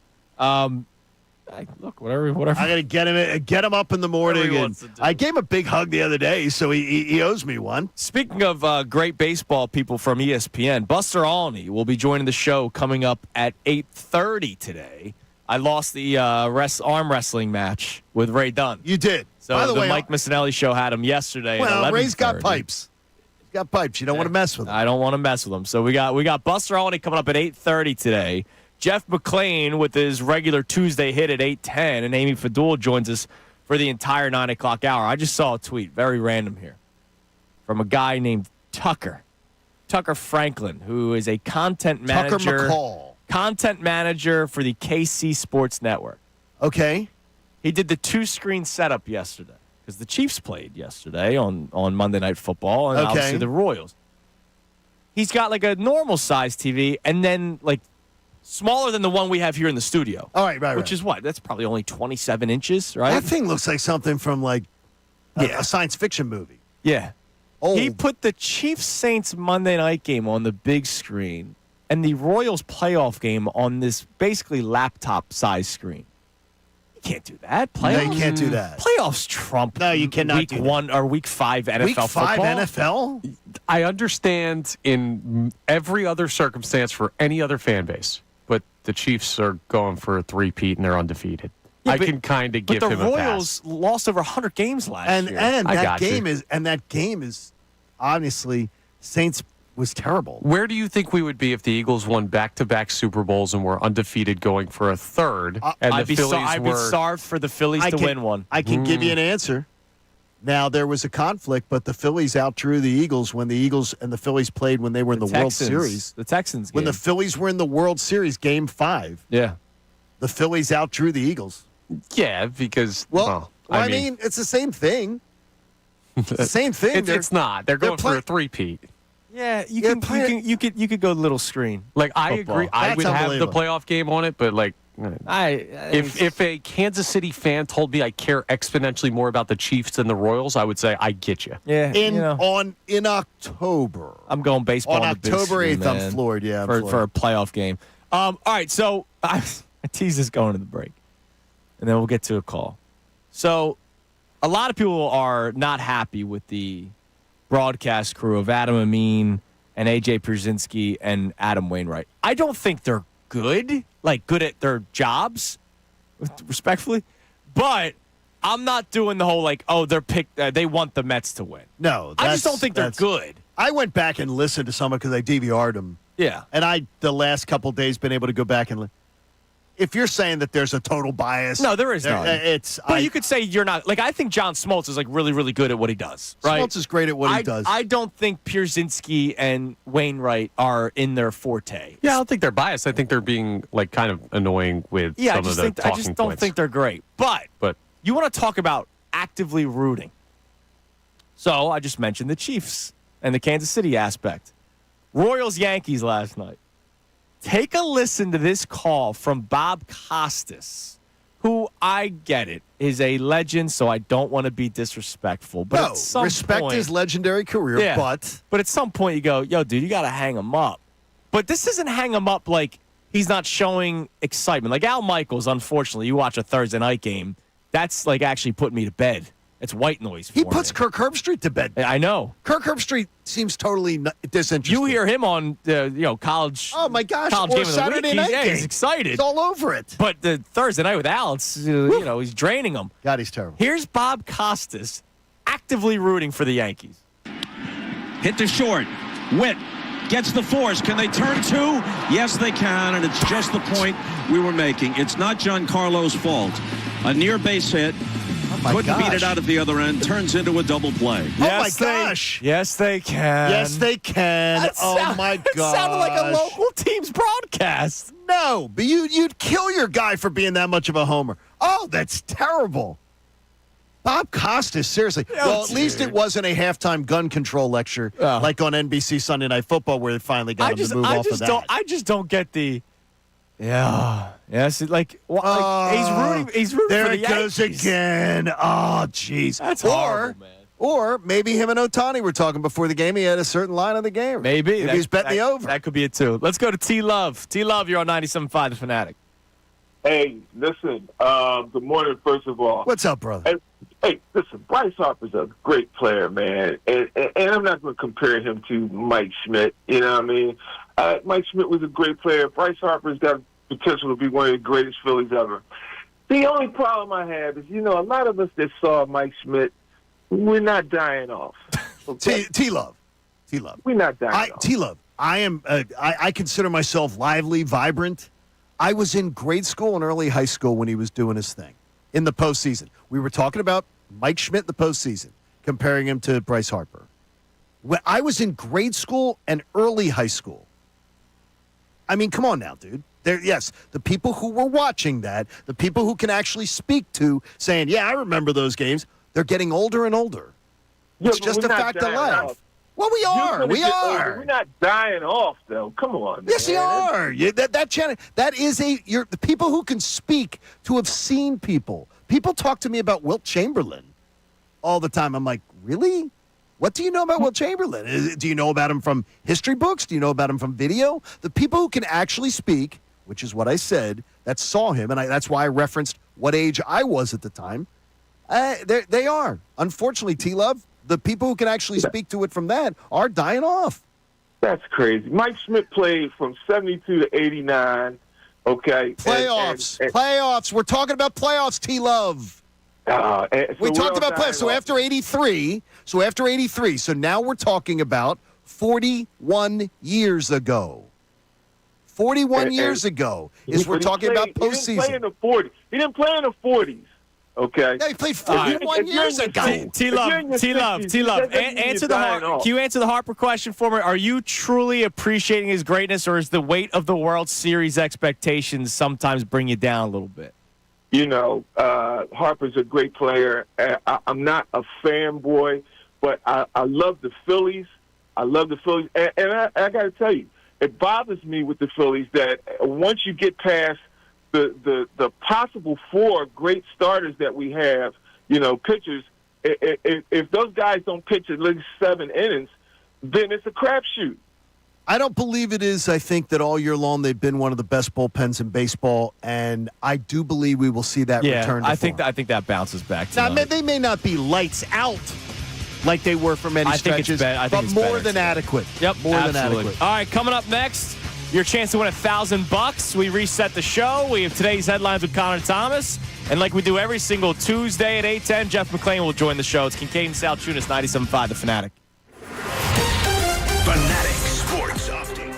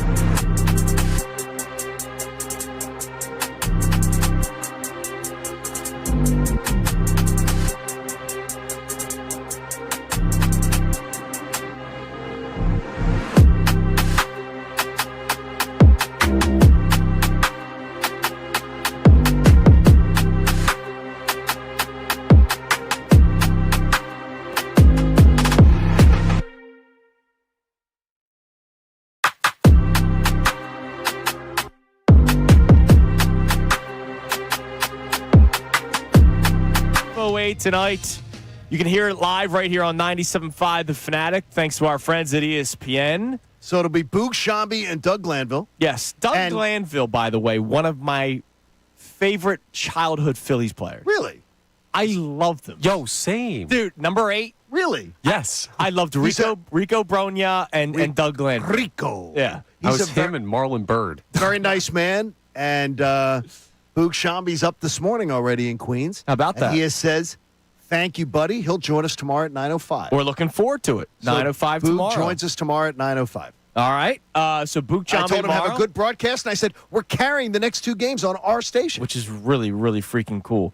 All right, and speaking of 9 o'clock hour today, Amy Fadul will join us for the entire hour. Buster Olney joins us at 8:30, and in 7 minutes we'll be joined by Jeff McClain. All right, before we get to headlines, let's go to Larry in Glen Olden. Wants to talk about the Phils. What's up, Larry? Good morning, sir. Real quick, was that T-Love? My last name is Love. Was T-Love trying to compare Mike Smith to Bryce Harper? No. What he was saying is we were talking about the Bryce Harper-Mike Schmidt comparison. Yeah, he said Mike Schmidt's by himself. He said Mike Schmidt's by himself. I was saying I don't agree with that. No. There's only a few people you would consider with Harper in the playoffs, and the Schwarber's one of them. But maybe Reggie Jackson and Derek Jeter. Playoff numbers, Harper, we played a clip from Jason Stark. Playoff numbers, it's Lou Gehrig and Bryce Harper for some of the statistical categories. There you go. Yeah, he is the producer in the playoffs, no doubt about it. He loves the big moments. But real quick, do you guys think there's an issue with the American League schedule compared to the National League schedule with the initial back-to-back games? No. Well, no, there is an advantage. There is an advantage. I thought there was an advantage. I think it's an advantage having off between games 1 and game 2. That gives you an extra off day in a 5-game series. Absolutely helps you. It's an extra day for your book. It's an extra. You got a day off between game 1 and game 2. Game off between game 2 and game 3. 2 and 3. Oh, really? Yeah, That's weird. Why? Because of NFL scheduling on Sunday. Only the National League played. Oh, that's strange. So they get I didn't even notice that. Honestly, it happens if the NLDS is on a weekend. It happens every year, and they rotate around. Well, so it definitely benefits the AL pitchers, but come World Series time, I don't think that's going to play a factor. No. I was just thinking in this round. But if you notice, Detroit, they don't have more than one starter. Right. I mean, they kind of piecemeal their way, through games. I can tell you this much: they're set up for Game 5 if it happens. Cool. But thanks for the call, Larry. I appreciate it. Yeah, I didn't realize that schedule the way that it is, but it's not like it does anything now. Like both teams in the American League have that benefit. Yes. Right? It's not like the World Series is the next round. Yeah, if we get to the World Series, we'll worry about it then. Yeah. Well, if it happens in the ALCS, that's one thing, but it's not. I'm already worrying about it, and I'll ask Buster when he joins us if I'm thinking too far ahead. But it really does. I think that, I do believe, and I've said it for a month and a half, that the Padres are playing the best baseball of any team. Maybe. And no, I'm not saying maybe. I'm saying definite. Okay. They played the best baseball for the last month and a half. They're the team that most concerned me of the entire field. And if the Phillies go 5 and the Padres go 4, I think it's a big distinct advantage to the Padres. I hear you. All right, we'll talk to Buster coming up at 8:30, Jeff McClain at 8:10, but it's time now for today's headlines with Connor Thomas. Today's headlines with Connor Thomas. Hello, Connor. What's up, boys? Hello, Connor. So we had a little bit of basketball last night on these airwaves. The Sixers played the New Zealand Breakers. Tyrese Maxey had 15 points in 12 minutes. And it's just nice to hear hoops back on the air. So let's listen to a little bit of Tom McGinnis. Can you call it? Maxey with another corner 3, and that's good. Tyrese Maxey now 4 of 5, including 3 Sixers have made 5 as a team, and they lead 26-11. I know the competition level isn't high, but go with me on this, Salciunas. We've been talking baseball. We've been talking football. I want to hear a little bit about how zoned in you are on the Sixers I will right tell now. you exactly how zoned in I am. I did not watch a second last night. I mean, I listened to some of Tom McGinnis on the way home last night as I was driving back from the AACR function. There's something cool about hearing Tom McGinnis. Oh, of course. You know what I mean? You're just going, and Tom is literally just telling you about people who played for the Barcelona Dragons. And I kind of like it. And, no, I don't know how the hell he knows so much stuff. about guys that nobody knows. Well, hold on a second. Who was the player that you said was on this? Taco Fall is Taco on the Fall New was Zealand on the- Dude, you Breakers. missed a big one. Who? Jonah Bolden's on that Oh, is he? squad, man. Former Sixer great. Well, see, this is why you should have watched. I thought would- you didn't care. I would just say Tom McGinnis is one of you hear this with play-by-play guys. You listen sometimes even when it's innocuous or it doesn't matter. Like, a game will be lopsided because you never know what's going to come out of his mouth. And he's telling stories about these guys playing in.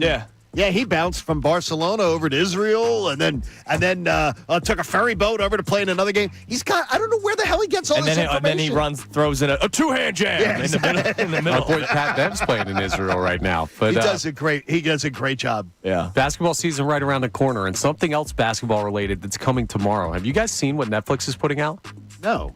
It's called Starting Five. It's the NBA equivalent of quarterback. And the names are insane. Who? I'll play you the promo real quick, and I'll tell you who's in it. Okay. Basketball is a beautiful sport. It's more than a game. It has given me everything. The people, they expect a lot. There's a lot of pressure. And there's no greater feeling than being on the court. I love that. Bronny Anthony Edwards? Dude. Anthony Edwards? LeBron James, Anthony Edwards, Jimmy Butler, Jason Tatum, and Andrew, the last one is just for you. DeMontis Sabonis. Oh, yes. All right. Wow. Let's go. I'm surprised. That's an awesome group. No, that's really cool. I'm surprised that LeBron didn't try to nepo Bronny onto the show. Well, Bronny will be in the show because of them being on the same team, so he No, did it's do from that. last year. It's from last year. It comes out tomorrow. You know Dude, that's, it literally that's coming premieres out. tomorrow. Wow, that'll be. I absolutely. That's a checkout. I absolutely will. I'm Give gonna that check that one out. They couldn't have picked, I don't think, 5 better names. Oh, Jimmy Butler to me, I could. no, Jimmy I could, Butler is. There's other players I would. No, that's a fascinating choice. No, there are, but Absolutely. there's other players that I would rather see for last year, other than Jimmy Butler. That's a fascinating choice. So he had the whole emo phase. Yeah, early right. on. Remember that? Ant is the biggest villain in basketball. LeBron's LeBron. Dude, this is great. Tatum and the championship run, and then I think Sabonis is interesting. Yeah, I love this stuff. No, that's a really interesting. I can't wait to see. It's great because it's also outside of the sport too. Like I love the quarterback show. I did not watch the wide receivers one. I did not watch the wide receivers one either, and I have it in the. It's there. Very interesting, worth a watch. I just finished it a couple weeks ago. Okay, quarterbacks was great. How I much love of an that investment are you talking? How many episodes? I think like 8 or 9 or Okay, something. I can't do it. Sounds about right. I don't think I could do it. There's too much football going on right now. What else do you Oh, have yeah. going on, Johnny? To Come watch on, that. you Yeah, got free exactly. time. Yeah, we're not busy right now. No, not doing that. All right, we're gonna be joined momentarily. General Hospital's been hot, by the way, Tom. Not messing with that. Have you been able to watch it? No, I have. I got to do some catching up. They've not been preempted by baseball, which is great. Port Charles is I'm back. happy for you. It is good, And your Port Charles. But they're killing Sam off this week. Well, So spoiler. I don't want to miss that. Spoiler. Well, they already know. It's already leaked. Well, I'm a couple episodes behind in my General Hospital. Kelly viewing. Monaco. You would like Kelly Monaco. I'm sure I Just would. Google her. Google her. I'm You'd sure like I it. would. All right, so yeah, NLDS Game 3 tonight, 5:08. You can listen live right here on 97.5 The Fanatic. But, of course, the Eagles back in action on Sunday following the bye week against the Cleveland Browns. And I'm interested to talk to our next guest because he had a chance to, watch the rest of the landscape. And, of course, he joins us on the Comcast Business Hotline. Every day in business is a big day. Let Comcast Business help you move forward. What's next? He does a fantastic job covering the Eagles for the Philadelphia Inquirer, Inquirer.com. That, of course, is Jeff McClain. Jeff, good morning. How are you today? Good morning, guys. How are you? First things first, should we be expecting, I know it's kind of been reported on already, but should we be expecting the top players of A.J. Brown, Devontae Smith, and Lane Johnson to be a go on Sunday against Cleveland?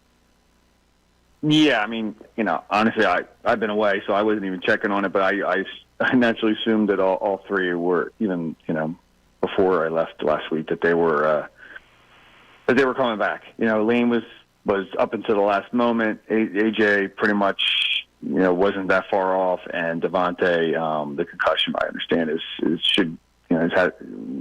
I think he's almost all the way through the protocol, so he should be back too. Okay, well, that's good.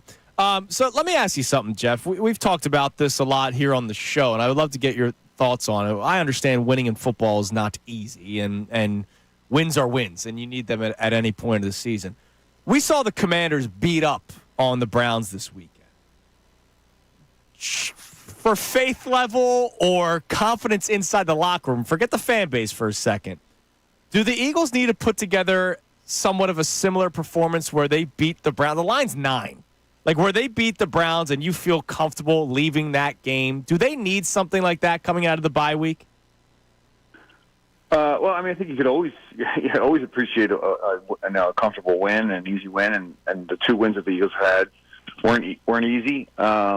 If relatively speaking, I think obviously you could say the losses, and they had the one bad one against the Bucks, but they just need a win right at this point.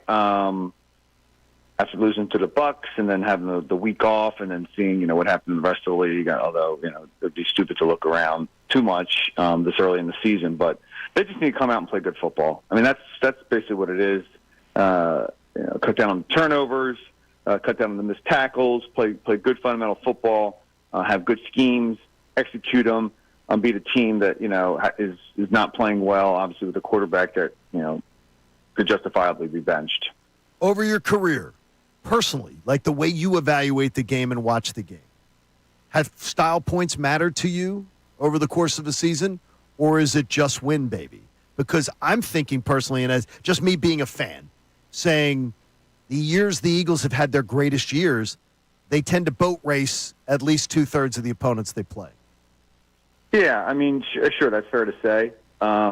I've been around other teams where it was a little more touch and go, and they got things going as the season went along, and then made the playoffs and had a run as well. But yeah, I mean, you do get a sense when a team's like good, right? I mean, and that was essentially what happened in 2022 and 2017. Teams that went to the Super Bowl and one of them won them. I would say we have not seen that yet from this team. But I think at this point, you're just trying to win games, and obviously the adage of any given Sunday applies because. It's not like the Browns have a bunch of slouches, especially on the defensive side of the ball, that could give the Eagles trouble. Jeff, we've heard so many people say that the first 4 weeks are just a continuation of the preseason, right? Because guys don't play in the preseason. So if you're Jeff Lurie and if you're Howie Roseman and you're sitting back and you're watching your team play, how important, again, to this conversation of style points, how important is it to get off running, out of the bye week? Because the Eagles not only had the continuation of the preseason the first 4 weeks, but they also had the benefit of the bye for health reasons. I mean, don't we need to start seeing them turn it up a notch this Sunday? Look, I expect them obviously to play better against a team that's struggling, but also just because they got A.J. Brown and Devontae Smith back. I mean, A.J. Brown has been missing for 3 of the Eagles' games, 2 of them losses. I mean, there's no secret that this guy is one of the best players on the team, right? And without him, A.J. John Hurts has looked different. We saw that in the playoffs against the Bucks. Devontae's a good receiver and nearly as good. But AJ's a different bird to me, and certainly stylistically plays to a lot of what Jalen likes to do. So, look at, and as I said before the break, the next 4 teams are playing. I don't know the records now; they're probably a little better than 3-13. But these are teams with losing records. They should be able to compete against these teams and possibly win them. I think as I said, it was just far too early to start panicking about this team based off a 2-2 record. It's nowhere near the end of the world. And when you're in the NFL, this is just a slog. And we've seen plenty of times teams figure it out. And this team certainly has enough talent. They have some coaching talent to get that done. What do you believe the bye week provides? Is it rest? Is it self-scouting? I mean, I know it's a little bit of all. But where you've actually said to yourself, I see benefit in this for a team moving forward. I mean, obviously the rest is obvious to me. It also allows teams to kind of self-scout and to make changes. We all know what happened in 2021. They pretty much had decided, or Nick had decided to hand over the play calling. It didn't technically happen like right away coming out of it, but that was kind of where it was going to Shane Steichen. So that was a pretty drastic move. I don't know if they're going to do something that drastic this early, but I think there has to be some tweaks that can be made. Certainly, I think with maybe how Jalen's playing and on the defensive side, maybe with how the linebackers playing. I mean, like you saw Fangio make tweaks ahead of the Saints game. I think the problem was down in Tampa, I don't think he made the right one. So, look, I mean, it's a week-to-week thing. You can't make drastic changes this early in the season. But to me, the biggest benefit of the bye is obviously the rest, but also a chance for teams to self-scout and maybe look at some of the tendencies that they've had already. We're speaking to Jeff McClain on the Comcast Business Hotline. Jeff, how much can they keep up the workload of Brandon Graham? I know Vic Fangio has not shied away from saying, hey, he's still in good shape. He's going to keep on playing. Do they have to think about down the line, considering the lack of pass rush that other guys are providing, or do you just keep on riding with the vet? I mean, well, he's already made it very clear that he's going to ride with him more than maybe what was expected. He has said as much, and that's just what the numbers have bore out. Unless Bryce Huff turns it around. But, I was writing about this the offseason. I mean, I even saw at the end of last season, Brandon was really kind of one of the best edge rushers they had. He's always been the best guy at setting the edge against the run. And that was where I was kind of questioning getting Bryce Huff. It's just like, well, Huff, you're paying all this money, so you're going to want to start him, which means you start him, quote unquote, but he's got to play against the run. This is something he hasn't done much of, plus he's learning a new scheme. How's that going to work out, especially when you have a guy right in the building that's better at that? And I understand he's 36, but BG, I've talked to him about this. He's he tacked this season not like it was going to be some swan song. He lost some weight. He started biking a lot more like he did earlier in his career.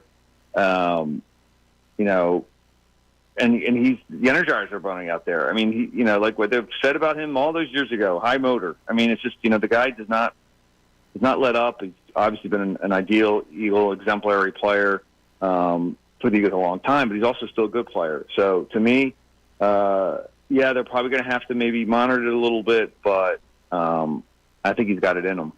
Do you believe from what you've seen on tape and what you've seen in person that the Eagles have missed Jason Kelce? I don't think that. No, I don't think that's much of an issue. I haven't, but I know your eye is more scrutinizing to it. Well, it's not even me. It's really who I'm talking to. More than anything, I try and report out what I think I see, and then from what I understand, Cam's doing a fine job. So I don't think that's obviously there's going to be some changes, and obviously Kelce, one of the best centers of all time. So there might have been a little bit of a drop-off, I guess, in some regard, and obviously with the changes with the blitz pickups, in terms of pre-snap protection calls. But I think in some ways that has benefited Jalen. Although we saw, after 3 pretty strong games against the blitz, he kind of reverted back to form against a guy who really excels at dialing up blitz packages, and that's Todd Bowles. So there is some concern there. But no, I don't think Cam Jurgens has been an issue. Jeff, we appreciate the time as always, man. We hope you enjoyed your quick early bye week. The life of Jeff McClain, does he want the bye week earlier or later? I'm not talking about players' health. I'm talking Jeff McClain. Well, this year I did because I was able to go to a golf trip that's always scheduled. That's time. So that's nice. Where'd you go? Where'd you go? You'll disclose. I went down to Bluffton, South Carolina. It's beautiful. Just right outside Hilton Head. Oh, that's awesome. Okay, so the early bye week benefited you this year. Jeff, I appreciated it this year. Yeah. Next year you got to go play. You got to go play if you go down to South Carolina again. You got to play a place called the Cliffs. The Cliffs, I've heard of it. Yes. The Cliffs at Glassy. It's unbelievable. I'll tell you about it at the game. Thanks. All right. Whenever you guys want to play at FDR or at any of our other great golf Philadelphia courses, you let me know. Cobb's Creek's coming. Damn right. There it is. Jeff, we appreciate it, man. We'll talk to you again next week. Buddy. All right, guys. Talk to you. There he's Jeff McClain on the Comcast Business Hotline. That is some good golf that he played. Connor, you would love it. A lot of grip it and rip it stuff, but you got to navigate wind. What's better, that one or the Augusta of the Northeast, John F. Byrne? Well, I mean, you can't go wrong with Byrne. I watched a cat poop in a sand trap at Byrne once. My neighbor played Pine Valley the other day. How am I supposed to chip with that going on? He did bring me a ball marker from it. It's awesome. I didn't get to play, but it was nice. All right, coming up next, we go back to the Phillies discussion. We go from Jeff McClain to the Inquirer to Buster Olney of ESPN. That comes your way next on Kincade Salciunas 97.5 The Fanatic.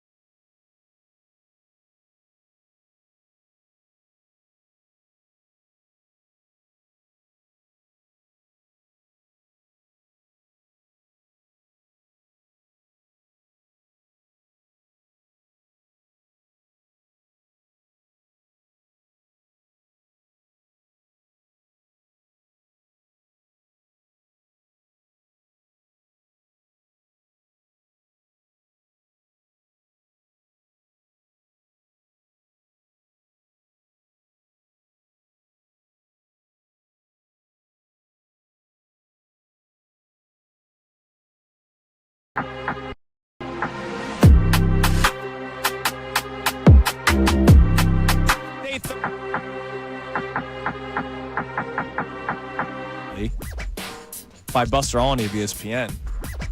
And of course, for the entire 9 o'clock hour, Amy Fadul will join the show. Can't wait to talk to Amy about both the Phillies and the Eagles, because Amy can talk about literally everything.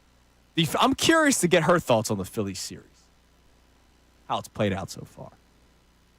I can never tell. I know she was at the game. She was there on Sunday. Yep. And it was Shawnee's 10th birthday. Yes, it was. So they picked a good game. They picked a good game to go to celebrate. Well, he picked the a good day to be born. Well, yeah. I think it was his actual birthday, maybe too, which is great.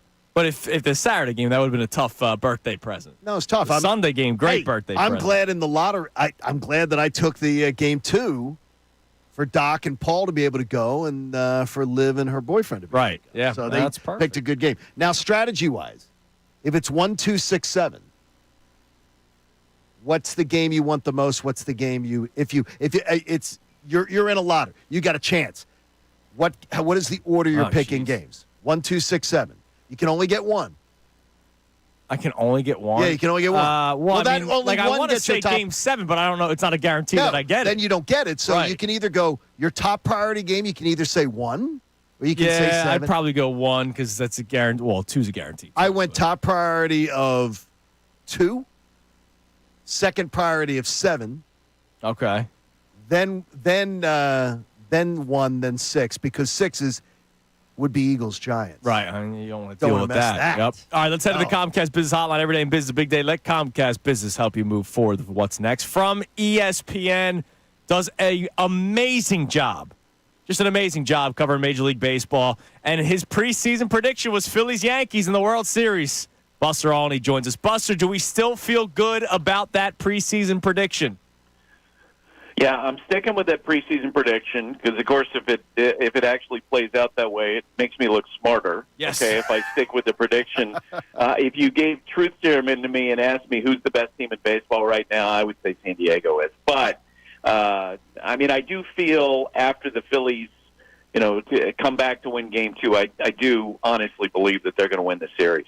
I appreciated the shout-out on your podcast a couple weeks ago when I was on with Hembo and Greeny, because I was saying I wanted to strategically be the 2 seed because I wanted to avoid San Diego. I do think that they are playing the best baseball right now. Oh, well, without it. I just saw them last week. They have so much confidence. They are an extremely well-rounded team. They have an edge to them, and they have a bullpen that nobody can match, and probably at the moment that the Phillies and the Mets are jealous of, given what's going on in the first 2 games in the series. Now, do you think this Phillies bullpen gets back to what we expect to see? Because I think the Mets bullpen is borderline cooked because they had to play so many games down the stretch as if it was a Game 7 of a World Series, whereas the Phillies were able to rest some guys. Do you think they bounce back? Yeah, I mean, if you're the Mets, you're sending out flares at this point to others in your clubhouse saying we need heroes to emerge, and that's always possible. A year ago, Josh Forers was kind of a fringy reliever with the Rangers, and he wound up having this phenomenal October, and they win the World Series because of it. So that can happen. David Peterson has done a great job in recent days out of their bullpen. But for their closer, Edwin Diaz, to throw 130 pitches over 8 days is an insane amount of work, especially at the beginning of October. This is not like in the last week and, he's expending everything down the stretch. This is early to be in that position. And so as the Mets go forward, they're not sure what they have. If you're the Phillies, I think, and we talk so much about, what teams lose when they have the bye and they have the days off. I think the relievers were affected more than than anybody, because you get out of your routine. You're not, pitching every other day, and I do think going forward that Matt Strahm, Jeff Hoffman, Carlos Estevez, those guys will be better than what we saw in the first 2 games when they allowed 10 runs in 6 innings.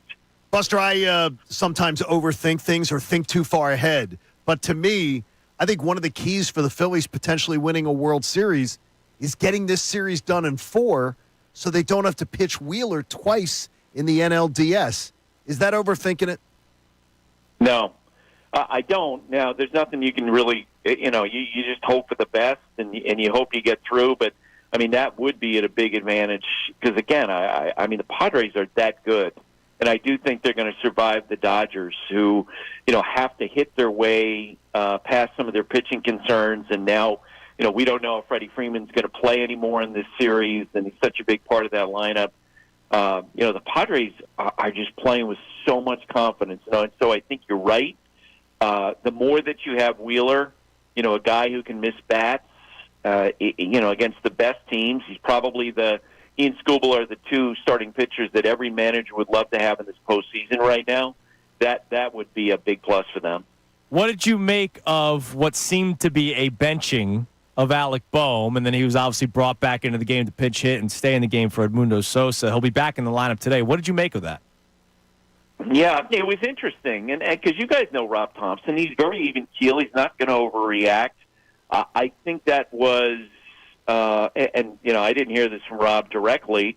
I do think that he's trying to ramp up the urgency, and he really has been since the end of August when he held that team meeting and he talked to the players about, we need to start thinking about, doing the small things and doing what we need to do to find a way to win games. I really think that was, and I'm sure I'm not saying anything you guys haven't said already, that really was about the swing and miss and the chase and trying to cut down on swings and don't play hero ball.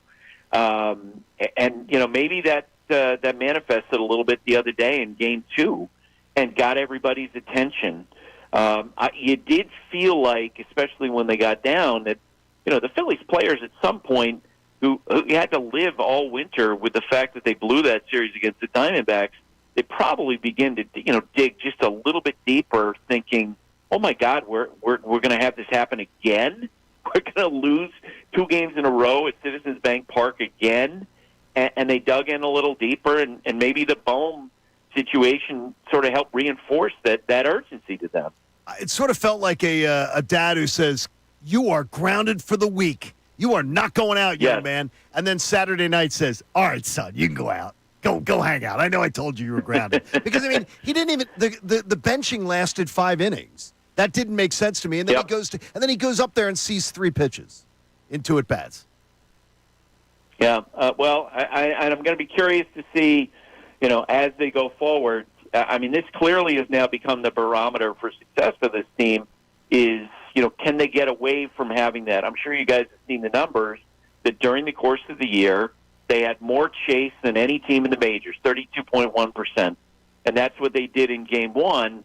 And going forward, Castellanos, the way they pitched him in that last plate appearance before the end of the game, the Mets were like, here, we're just going to throw the ball outside and see, we're going to intend to throw the ball outside and see if you'll chase. And, that last pitch was a mistake, a backup slider that went over the plate.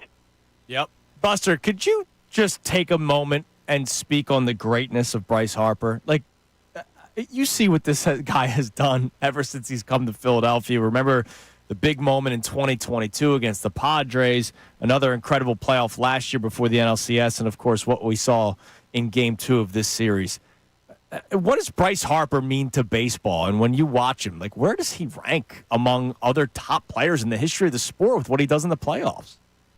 Yeah, he's Derek Jeter of this group. It feels like where that in October when Bryce Harper's there, as he was going through those elbow problems and not hitting in early September, my feeling internally was always going to be like, yeah, wait till October. You'll be fine. Yeah. Once you get the games with the highest pressure, the greatest intensity, Bryce, you always assumed was going to focus and he was going to get it done. And I always think I've had a lot of conversations about Bryce with friends in the sport about how cool it is for us in our jobs to see these guys from the beginnings of their careers when they're young and dumb like the rest of us at age 18, 19, and then they grow as people. And to see Bryce now, to hear him reflexively compliment, guys on the other team. Boy, Sevy had great stuff. Yeah. Man, what a great at-bat by, that Mets player. And be so have such perspective on it. I think that part of him is part of the reason why he's so good in October. Like, he just seems to have such a presence and such a comfort level at this time of year that a lot of players, Jazz Chisholm comes to mind right away, doesn't have. Do you think that managing sometimes gets overrated or overanalyzed more likely in the postseason? Well, there's no doubt it gets overanalyzed, and every move is scrutinized, and everything goes through the prism of how did it turn out. I mean, if you win, you're the greatest and you're the smartest, and if you lose, you're the dumbest. And how could you possibly do that? That's the nature of the sport, especially I think when you're talking about the Mets, Yankees, and Phillies. We're all wondering if the Yankees get knocked out in this first round, will Aaron Boone survive? I mean, The Yankees just won more games than any team in the American League, but under that doctrine of if you lose the World Series, you suck. Yeah, he probably might be in jeopardy. Buster, we had people ripping Rob Thompson for pulling Zach Wheeler after throwing 111 pitches. We did. That's not right. us. Not us, but we had people. No, not us. But yeah, there were people that were upset that he was pulled after 111 pitches. It is truly amazing. Listen, Buster, keep up the great work. We always appreciate you coming on the station, no matter which show. So thank you so much for your time. And we'll be bugging you again down the road because the Phillies will be in the NLCS. And I believe your NL prediction of the World Series opponent or one of the two teams will be correct. Hey, thanks, buddy. Okay. Thank you, buddy. Well, I appreciate it. Thanks for having me. Thank you. There's Buster Olney on the Comcast Business Hotline. All right, coming up next, we got some other stuff to get into. Connor actually asked me a question during one of the breaks. You weren't here, John. Okay. We talked about you behind your back. Oh, no. No, I'm kidding. It's about the Phillies and Mets playoff game today, so we'll run that by you. Well, you guys are going to be hanging out today behind my back. I wish I was with you. Well, we've invited you. I know. I can't. We have guests. Everybody's invited. I'll tell you about that in about a minute. It's Kincade Salciunas, 97.5 The Fanatic. Now, a Birds Insider update.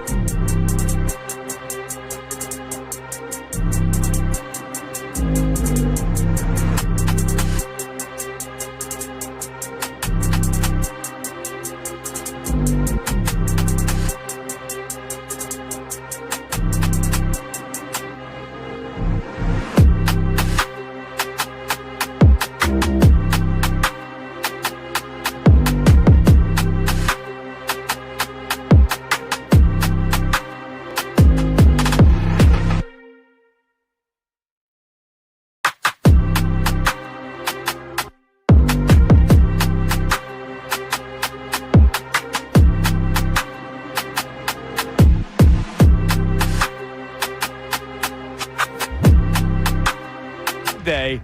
John, I told you, starting the show at 6 a.m. and being able to say we are under 12 hours away from first pitch, I celebrated that.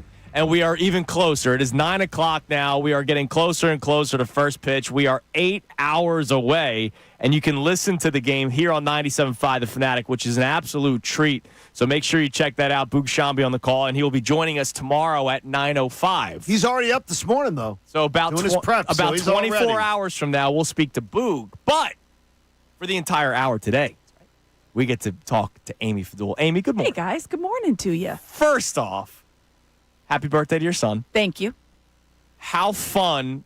We'll forget the game for a second, and then we'll talk about the series with you. Yeah. How fun was that for you as a parent, bringing your kid on his actual birthday to one of the greatest playoff baseball games that we've seen? It was incredible. Like we lost our voice there at the end just because it was so much, and it was so up and down. I mean, obviously we're watching every single pitch, every single out, every single home run.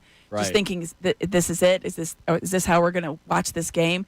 And then when they came back, when Harper's home run obviously was just bananas. Absolutely. But when Castellanos hit that home run, that's when that roof really came off because you're thinking they're going to do this is back. happening. They're back. This is They actually woke up, happening. yeah. Everybody's finally coming together, and it's great. And he's wearing an Orion Kerkering jersey.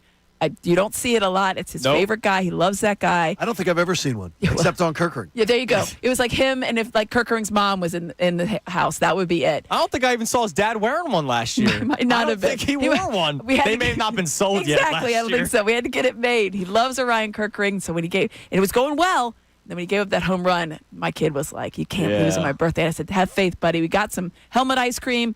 All was well." And Nikki walked it off for us. The helmet ice cream turned things around. It did. Let's be honest. That's what Eighth did inning it. helmet ice cream. So this series, it's been a whirlwind. It's been like you said, up and down, which is the perfect way to say. Even the first game, you're up 1-0 for 7 innings, and then you end up falling apart. What have you made so far of this series? And do you think the advantage is still Phil's, or do you think the Mets are, making some noise here? Yeah, I mean, I think advantage is still Phil's because of what you saw on Sunday. What you saw what they're capable of. You saw what the bats are capable of. You saw what most of the pitchers are capable of. I thought Christopher Sanchez pitched a very good game. I was surprised maybe he came out. He could have maybe gone one more. Hindsight 2020, you don't really know. But obviously a gem from Zach Wheeler. That's the real, kind of the stick in the side. It's like, really, you can't lose a Wheeler start. Right. You can't lose a Wheeler start. But I do have more confidence after watching Sunday because I thought this team knows you can't mess around anymore. It's not just the Mets because they're going to Met or whatever we like to say. They're going to at some point, but you can't count on that. You have to take the bull by the horns. I have no idea why. I still can't get over why they took out Sanchez after 88 pitches. Yeah, I just thought for sure. He wasn't losing velocity. He wasn't wild. He looked good. He had one or two kind of mistakes, but they really weren't that bad. We talked about this. And before the game, they said 100 to 105. Yeah, I thought for sure one more inning out of it. So we talked about this yesterday. My thought, and I thought about this more, John. You know how we do our second opinion segment for Eagles games. I thought about this more yesterday. Has Christopher Sanchez earned the opportunity to pitch a third time through the order? And I think that's the scariest thing for managers. And perfect example is the other pitcher that threw in that game. Severino goes third time through the order. Harper, 2-run home run. Castellanos. Whereas a guy like Zach, he did it 3 times this year at home. Okay. But I'm saying in the playoffs, whereas Zach Wheeler, understand that, you go until he's done. And I think a lot of that is carryover from Saturday. But you went to Ruiz. That was very surprising. That one I didn't If you came at me with that logic and said, I'm going to a veteran reliever that we believe in, but he went to Ruiz. Yeah, that I agree with. I'd have gone with Yeah, that was Ruiz very in that surprising. situation. So we could see right into the bullpen where we were sitting, and I looked over and I'm like, oh, who's that? No, that can't. Yeah, that Wait, was what? weird. That was a weird decision. But listen, it worked out in the end, and that's really all that matters. But I think that there is some good juju going, and I do like that it's Aaron Nola going because here's a guy that we like to call him like the flatliner. Nothing bothers this guy. Like he's just whatever. Like I'm going to pitch at Citi Field for Game 3. That's fine. I mean, it's a must-win game, to be honest. You know what's funny? We talk. So you believe that? I do. We talk so much about does the Game 1, the way it plays out, does that decide the Game 2 starter? But when we had that conversation, we were all like, yeah, they're going to be up 1-0. Right, because you thought you got to win a Zach Wheeler start. We all thought Zach it. Wheeler, like check. when we had this conversation, it's like, all right, so they're up 1-0. And they should have. They lose, and then it's like, oh my God, Sanchez is starting today. This has worked out perfectly. Yeah, I mean, Sanchez's ERA on the road is twice as much as it is at home. So that was an easy decision. It's over 6 away, and then it's crazy. 3, under 3 when you were looking at home. So I thought that was the easiest. And because of how you can trust Aaron Nola, if you're going to send someone into the Lions' den, it's going to be that guy. Well, it's one of the things that brings up perfectly then is the idea. First of all, you believe, like Andrew, that Game 3 is the must-win for the Phillies. Agreed. Yeah. I do not. Connor and I are on the... You think Game 4 is? I think it's a Game 3. It's a must-win for the Amy. Mets. I think it's a must-win for the Mets. The Mets do not win this series. If the Phillies lose tonight, they've shown me too much in their DNA to me to doubt that they can win 4 and 5. Phillies go up to New York today and win that, I guarantee they're winning the series. Oh, yeah. That's what I mean by a must. Like, it's a must-win in the fact if you want to win this series, like, there's no doubt in my mind. You win Game 3, that's it. Yeah. I don't care about Game 4. Yeah, we're talking about. I do. Okay. You know what I mean? Good. Like, I don't think that if they lose Game 3 that they're But cooked. I think if the Mets do, though, they're done. I really don't see. I don't see think the Mets Phillies, winning. When the Phillies win Game 3, I just don't see how they. Even if something goes wrong in Game 4, you get a split there, and you come back and you have Zach Wheeler in Game 5. But that's why I'm worried that if the Phillies were to lose this game, I don't want to go into an elimination game with a Ranger who is not bullpen pitched well. situation. Not to. Yeah, which is why I do believe this game is more important for the Phillies. Yeah, it would basically be a bullpen game you're looking at because Ranger's going to go 2, maybe 3. I also look at it too as he'll have a quick hook. And I said to Buster Olney, you got to get it done in 4. If you want to win a World Series, you're talking about World Series. Wheeler, then that lets you go next round. Wheeler, Sanchez, so then you're talking Nola, about everything. the setup for the next series. Because if you don't, you're going Sanchez, Nola. You don't get Wheeler till Game 3, and you may only get him one start in that series in the NLCS. I do not believe the Phillies would beat San Diego in an NLCS necessarily with just one Wheeler start. Yeah, I mean, honestly, That's watching gonna be that really hard. Watching that series out there, you're just hoping they get beat up on each other quite a bit. Yeah. And they have nothing left in the tank. If they go 5, I'm totally cool with go whatever the happens. distance right there. That's a great series to watch. There's been some really good series to watch. The Tigers game was great yesterday. Oh, it was too. amazing. Oh my gosh. All right, Amy, I want to throw some questions at you, and then we want to see what the people are saying on the text line. You could text in at 610-632-0975. We had 2 topics to start the show with, way back in the 6 o'clock hour, Amy. So first, it's the same question, just 2 different teams. I'll start with the Phillies one. Has this Phillies team done enough this year for you to say they need to win this game today? Forget this playoff series. Forget Phillies, Mets. It's just the Phillies. Has this team, this roster, starting pitching, bullpen, lineup, have they done enough for you this season for you to say, I have faith that if they need to win a baseball game, they're going to win it? I do. And it comes from the whole season.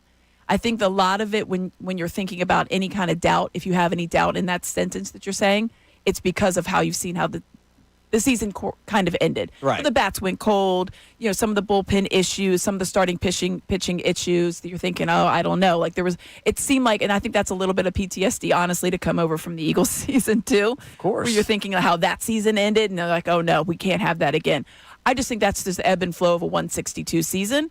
For me, they have it in their DNA. This is a team that knows their identity. They're well versed in who they are, and I feel like they know when push comes to shove, they can be the team that steps up.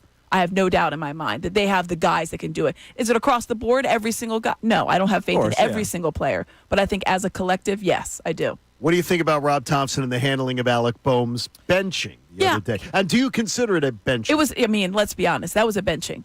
It was 100% a benching. Yeah. And when you saw the first play that went to Sosa, and I was like, oh, God. I mean, you need to make every play. He should have just eaten that ball not to make the error. He should have made It's amazing about baseball, though. You got to make ball finds you. It does, the ball doesn't will it? find you. It doesn't. Austin Hayes. He goes out in the first. I think the first at bat goes first to him. at bat. You're just like, really? Of course it does. It's like, anytime you played growing up, like, oh, they're going to stick the bad kid in right field. Guaranteed Ball's the first ball's going to right field.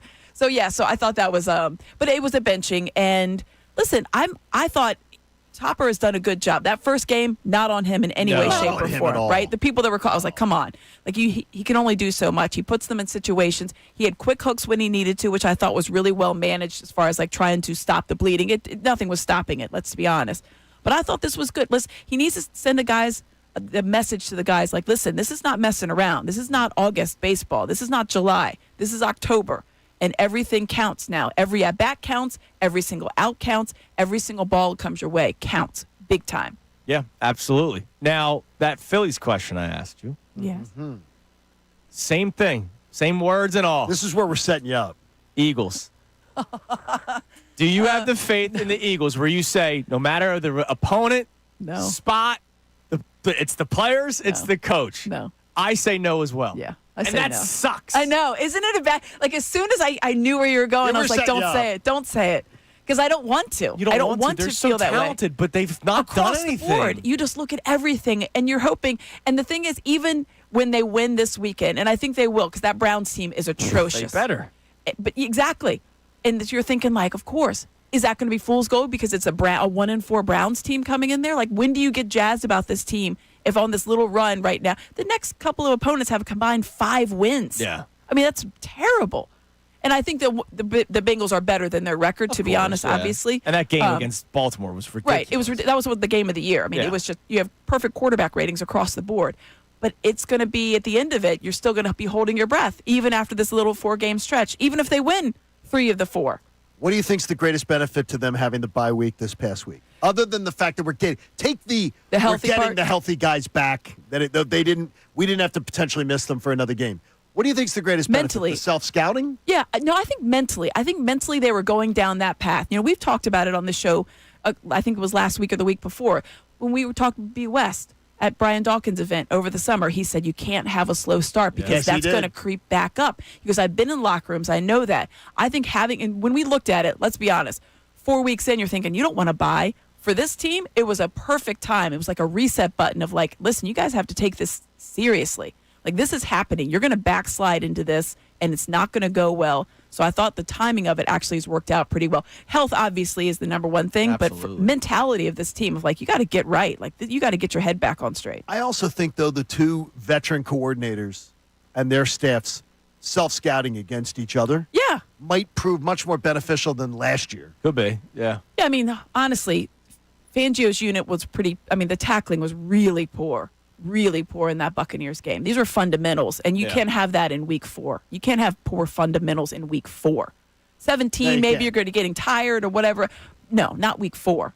You're still early on in the season. So yeah, no, I don't have a lot of confidence. No, and that sucks because I didn't can't mean believe to set you up like that, but we did. No, I totally meant to But we set did. you up like that. Connor, what do we have on the text line? Any of our topics today? You can text the show at 610-632-0975. We have a lot of topics that we're still going to throw Amy's way before we let you out of here. But what do we got on the text line, Connor? Danny from Bucks County checks in on the who this game is more important for conversation. Okay. Has an interesting perspective. He says, hello, listen, this is more important to the Phillies than the Mets because the Mets aren't even supposed to be here, really. The Phillies must win the World Series this year. So in the grander scheme of things, this game probably feels more important to the Phillies. Not one person in the Mets clubhouse feels that way. Not one person, no manager, no player, no pitching they believe coach. that they belong. That is something that, with all due respect, that's something that fans say. Yeah. That's something that athletes never say. Well, and that's athletes why never go, oh my gosh, isn't it great, guys? We made it to the NLDS. Yeah, we're happy to Nobody be expected here. us. We're happy. So whatever happens, No, they we're wanna just keep thrilled. taking, yeah. No, And that's that's why I said never. Amy, I'm going to be careful with how I say this because I don't want people attacking me. I said on Friday the winner of Game 1 would win the series. So that's why your take on Game 3 is dumb. But I'm just covering your But back, I said partner. the winner of Game 1 would win the series, and a lot of it was to what that texter just said. No, the second they win Game 1, they go, yeah, damn right we belong Exactly. here. Yeah. And That's I true. didn't want that. I wanted the Phillies to kind of end the OMG magic early the grimace on. nonsense. But the second that they win grimace. Game 1, they go, why were people counting us out? Yeah, we're in this. I'm walking out of Game 2 in the parking lot, driving along, go out of the entrance of the building and walk along the side near where the players park exit. And here comes Ronald McDonald. And he had his sign, and he says, Grimace goes to Diddy party. I saw that. I saw that. I stopped him, and I said, Ronald, my man. And he was like, my man. Loved seeing Ronald McDonald there. Absolutely. That's a well-played counter. I'm Like, sure the McDonald's that's a lot- franchise loves that. That's a lot of preparation. Well, I got to tell you that's this. a lot of preparation for that game. I would have thought having Commitment. Ronald McDonald throw out the first pitch Would have been would pretty absolutely sweet. do up over Grimace. Yeah, Grimace. I mean, Hamburglar. By the way, Anybody. Now the thing is, you're too old. You're too young. No, I to know. even I know the do characters. You, do you yeah. though? Oh, yeah, come on. Oh, yeah, they still have No, them. I didn't know that they still but they don't do commercial campaigns with No, them. not anymore. When I was a kid, they did commercial. No, they were campaigns. around when I was a kid. Yeah, I've They been had all the plotting that Rat characters. Grimace's downfall for years. How great was it when You're going to see Grimace and just tackle him. Yeah, the absolutely. guy dressed as Grimace put his hands over his Yes, eyes? When- such a great. It was I mean, just an amazing. instant meme. An instant meme right there. All right, what else do we have on the text line, Connor? All right, we also have a check-in from Mark in Hatboro talking about the Bryce Harper conversation. He says, Bryce Harper is the single player of all 4 teams in this city that I have complete confidence in right now. I don't think there's anybody else. Who else do you guys have? Complete confidence. Well, I have complete confidence in B when he's healthy. That you can't go when he's healthy. No, then it's Harper. I guess That's it. Maxie's getting up there. Yeah. Yeah, yeah. He's starting to get up there. That game was it 4 or 5 performance In in New York, where That Josh was Hart the hit one- the free throw and then he buried it. He comes John right back, Stewart yeah. is like right there. And that's the one where I go, you know what? Maxie's just got that factor. Right. But Yeah. he has to do a lot more to get in the Yeah, I conversation mean, he's with the Bryce. Oh, and Obviously, Zach yeah. Wheeler, With the Bryce. Zach Wheeler. Zach Wheeler's just amazing. yeah, that's a You great know, pick. he's a guy. So I asked a question earlier, Amy. Then that was what the response was from the texter. Bryce Harper, have we truly? And look, I think we do appreciate Bryce Harper. I'm not saying we don't appreciate him in the city. I'm saying, do we truly appreciate Bryce Harper, who he is, with the pressure of the World Series not happening yet? Like, obviously, everyone wants him to win a World Series, and I think so many people are focused on that right now that they don't realize the numbers. We played a Jason Starr clip earlier. He was on with Tyrone and Ricky yesterday. He's got numbers second to Lou Gehrig. Like, we're talking about one of the greatest baseball players of all time. Have we truly, like, when you're watching the Phillies, are you going, wow, I'm watching somebody that's better than Babe Ruth? Yeah, it's interesting because I think that since we're in it, it's hard to see the forest for the trees, right? Right. You're looking around and you're just appreciating the beauty of it. Have you realized that you're looking at, like, you know, An all-time you're in the great. you're in the sea of redwoods. Like, these are incredible trees, and Like, they're like the most, unanimous. He's going to be a unanimous first ballot Hall of Yeah, Famer. and there's no question but about do it. we realize, like, are we truly No, because we're here, appreciating that? and it's see it like you'll post something about you'll have these crazy stats like he's the first player that has this, and this since Babe Ruth and Lou Gehrig, whatever they are, and then you'll just look at the comments and there's going to be like the first 2 or 3. What that has he go, won? Exactly. Yeah, Nationals won after him. Okay, baseball's a team sport. And he has done everything that he has needed to do and more. You have to remember, this guy was on the cover of Sports Illustrated when he was like 15. Yeah. Like, it's incredible. The only like correlation to me is in the fact that he's achieved. You're looking at like a Tiger Woods or LeBron James. yes. Yeah. Like, these are guys that were thrust into the spotlight and have actually risen to that occasion. Right. And have led their teams to success. Let's be honest. Like this, you know, we're going to talk about, you know, hey, in 2004 was the house that Ryan Howard built, or Jim Thome, or whatever you say. This team is the team that Bryce Harper built. Yeah. He built it because if you sign him, they will come. And they did. He's gotten people here. They've turned the franchise completely around.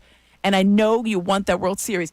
No one wants it more than Bryce Harper. Right. Right? I mean, of course he wants it. But yeah. And that's you why just I gotta asked that appreciate question. the It's not beauty. that I don't think people don't appreciate No, but him. I It's think just, he gets. You don't I watch think it he and gets- think like, I'm you watching just Babe compared Ruth. him to LeBron and Tiger Woods. Like, Yeah, I don't know that we think that. I think that when I that's watch the Shohei greatest Ohtani, though. well, See, now what's yeah. weird is that I want to see Ohtani have more moments like Harper.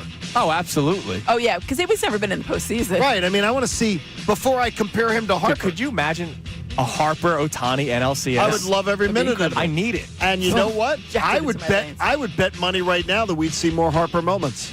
Probably. Turn close to the first pitch, 5:08. Listen live here on The Fanatic. That's a beautiful thing to say. It's Kincade Salciunas, Amy Fadul with us for the rest of the show right here on 97.5 The Fanatic. Fanatic Sports Update. A pivotal Game 3. I'm Connor.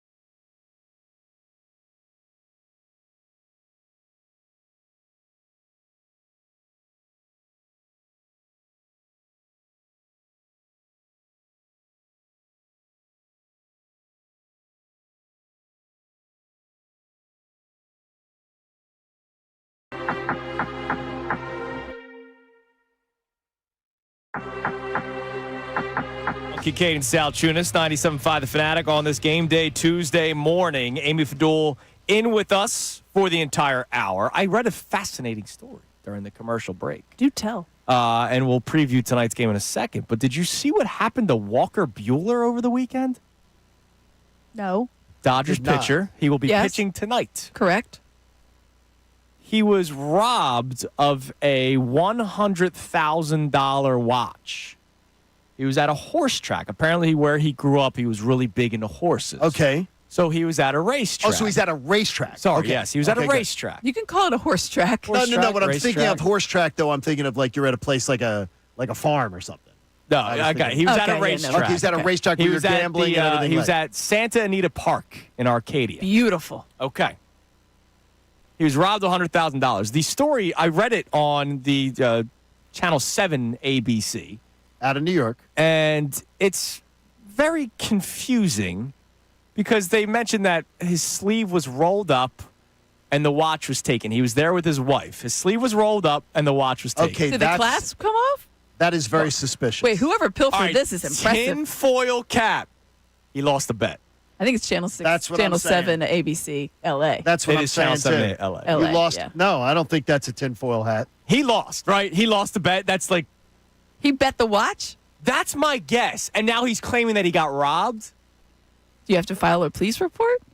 So nobody's commenting, right? This story's going to Why is this even a story? This story's going to disappear. Something had to leave. Like if I'm wearing a watch and I went to the horse, I went to Saratoga, and I didn't come back with my watch.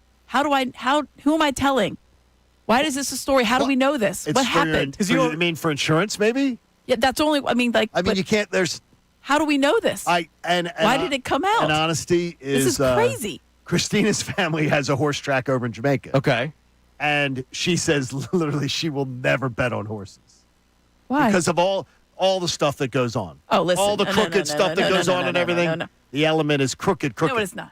That is not fair. Well, as a don't person bet in Jamaica. Okay, well, that's a different country. Yeah, that's totally different. It's a different country. Well, there have been scandals here in this country, too. Well, that's with horses themselves. Yeah, like the greatest baseball player in the world had a bit of a scandal this year, too. The Dodgers have a strong anti-gambling policy, so there's no way. No, I was thinking about this. Like, there's no way that Walker Buehler. There it is. I'm just saying, like, this team's got this little shady stuff going on. This is very strange. And my first thought is, so his wife, Mackenzie, I could see this scenario playing out. He loses the bet. He gives the watch, and then Mackenzie goes, "Hey, where's your watch?" Oh yeah, absolutely. It was stolen from my wrist because he doesn't want to. Anita? He doesn't want to tell her that he was gambling. Well, and so then she goes, "Well, then we got to call the cops." And he goes, "Okay, let's call the cops." This story's going to disappear. Also, but I'm like, telling you, I got tinfoil. I've been to these horse tracks. I've been to I mean, there is shady stuff that happens, but that is like, what kind of? Well, the roll. They said it betting you're They said rolling? it happened in the winner's circle too. So, like, you mean to tell me that's not highly secure? Yeah. Oh, absolutely. You can't get in that thing without That's what I'm a lot saying. of credentials. Like, this is a shady Believe me. story. Yeah. And honestly, well, he might have given it to the guy in the winner's circle because he looked across the way and said, "Here you go." as you well know, too, you're not showing up like Nick Sirianni to a Phillies postseason game. You're not wearing No, like not track at Santa pants. Anita. You You're are not dressed to wearing- the no, nines. You're dressed to the nines. Especially if And you're going in the winners. He must have known he and I had a would connection to the horse. And I would tell you that most he is men, a part owner of a horse. that most That won. men, Not most the one that won. He's just he's a micro share owner of one of the horses. I would tell Okay. you most men in the winner's circle are wearing jackets. Yeah. And not rolling up their sleeves either. Well, what you have Might be to do warm. In the winner's circle? The only thing you could do is ban the Dodgers and any team currently laying against them in the postseason. That's And obviously the answer. get him out because we That's don't know. obviously There's the weird answer. stuff going on. But in of that course, series. everyone's like, "Oh, is he going to be worried tonight, or is he going to be extra motivated tonight because of the Extra robbery?" motiva- He's going to be because of late the for the robbery? game. He doesn't know what Robbery. time it is. He's going to be sweating because he knows the feds are keeping a close eye on him. They're going to see if he's tipping pitches This tonight. is amazing. How much does Otani's interpreter have coming? So when he gets out of prison. Oh my God. He's got. I can tell you he's getting a watch. He's got a nice rollie coming his way. I guarantee you. Got some diamonds on We will it. hear. Oh, by the way, he got out of federal No, prison we will today. never hear from that guy again. And he'll be. That is he'll by be living the design. life. Exactly. He's probably he's getting name change and everything. Yeah, But he will no longer be heard. Shady story with That is a the great pitcher story, tonight though. for the Story. Dodgers. All right, tonight's game. So it's Nola versus Manaea. Amy, earlier in the show, I made John smile because I told him the numbers of the Phillies batters against Manaea, not just playoffs. Hayes, 2 for 3 against Manaea with a home run in his career. Castellanos, 5 for 15 with 3 home runs in his career against him. Schwarber, 2 for 6 with a home run. Stott, 2 for 6 with a home run. Turner, 5 for 16 with a home run. Bryce Harper, 3 for 10 with a home run and a double. Bohm, 2 for 9 with a home run.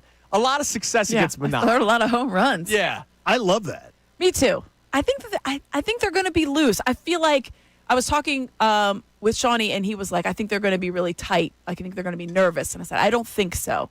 I think that game reminded them of who they are. And I think they are a loose team. They are, a relaxed team when they're going. I think that they did start that game too, pressing. They were. I think you saw that because they knew what happened in game 1. Like, well, we cannot go down 0-2, and then they were pressing. I think they realized you just got to let it come to you, right? And Manaea is going to give them something. I went bold earlier today and flat out said, I believe the Mets are going to press today.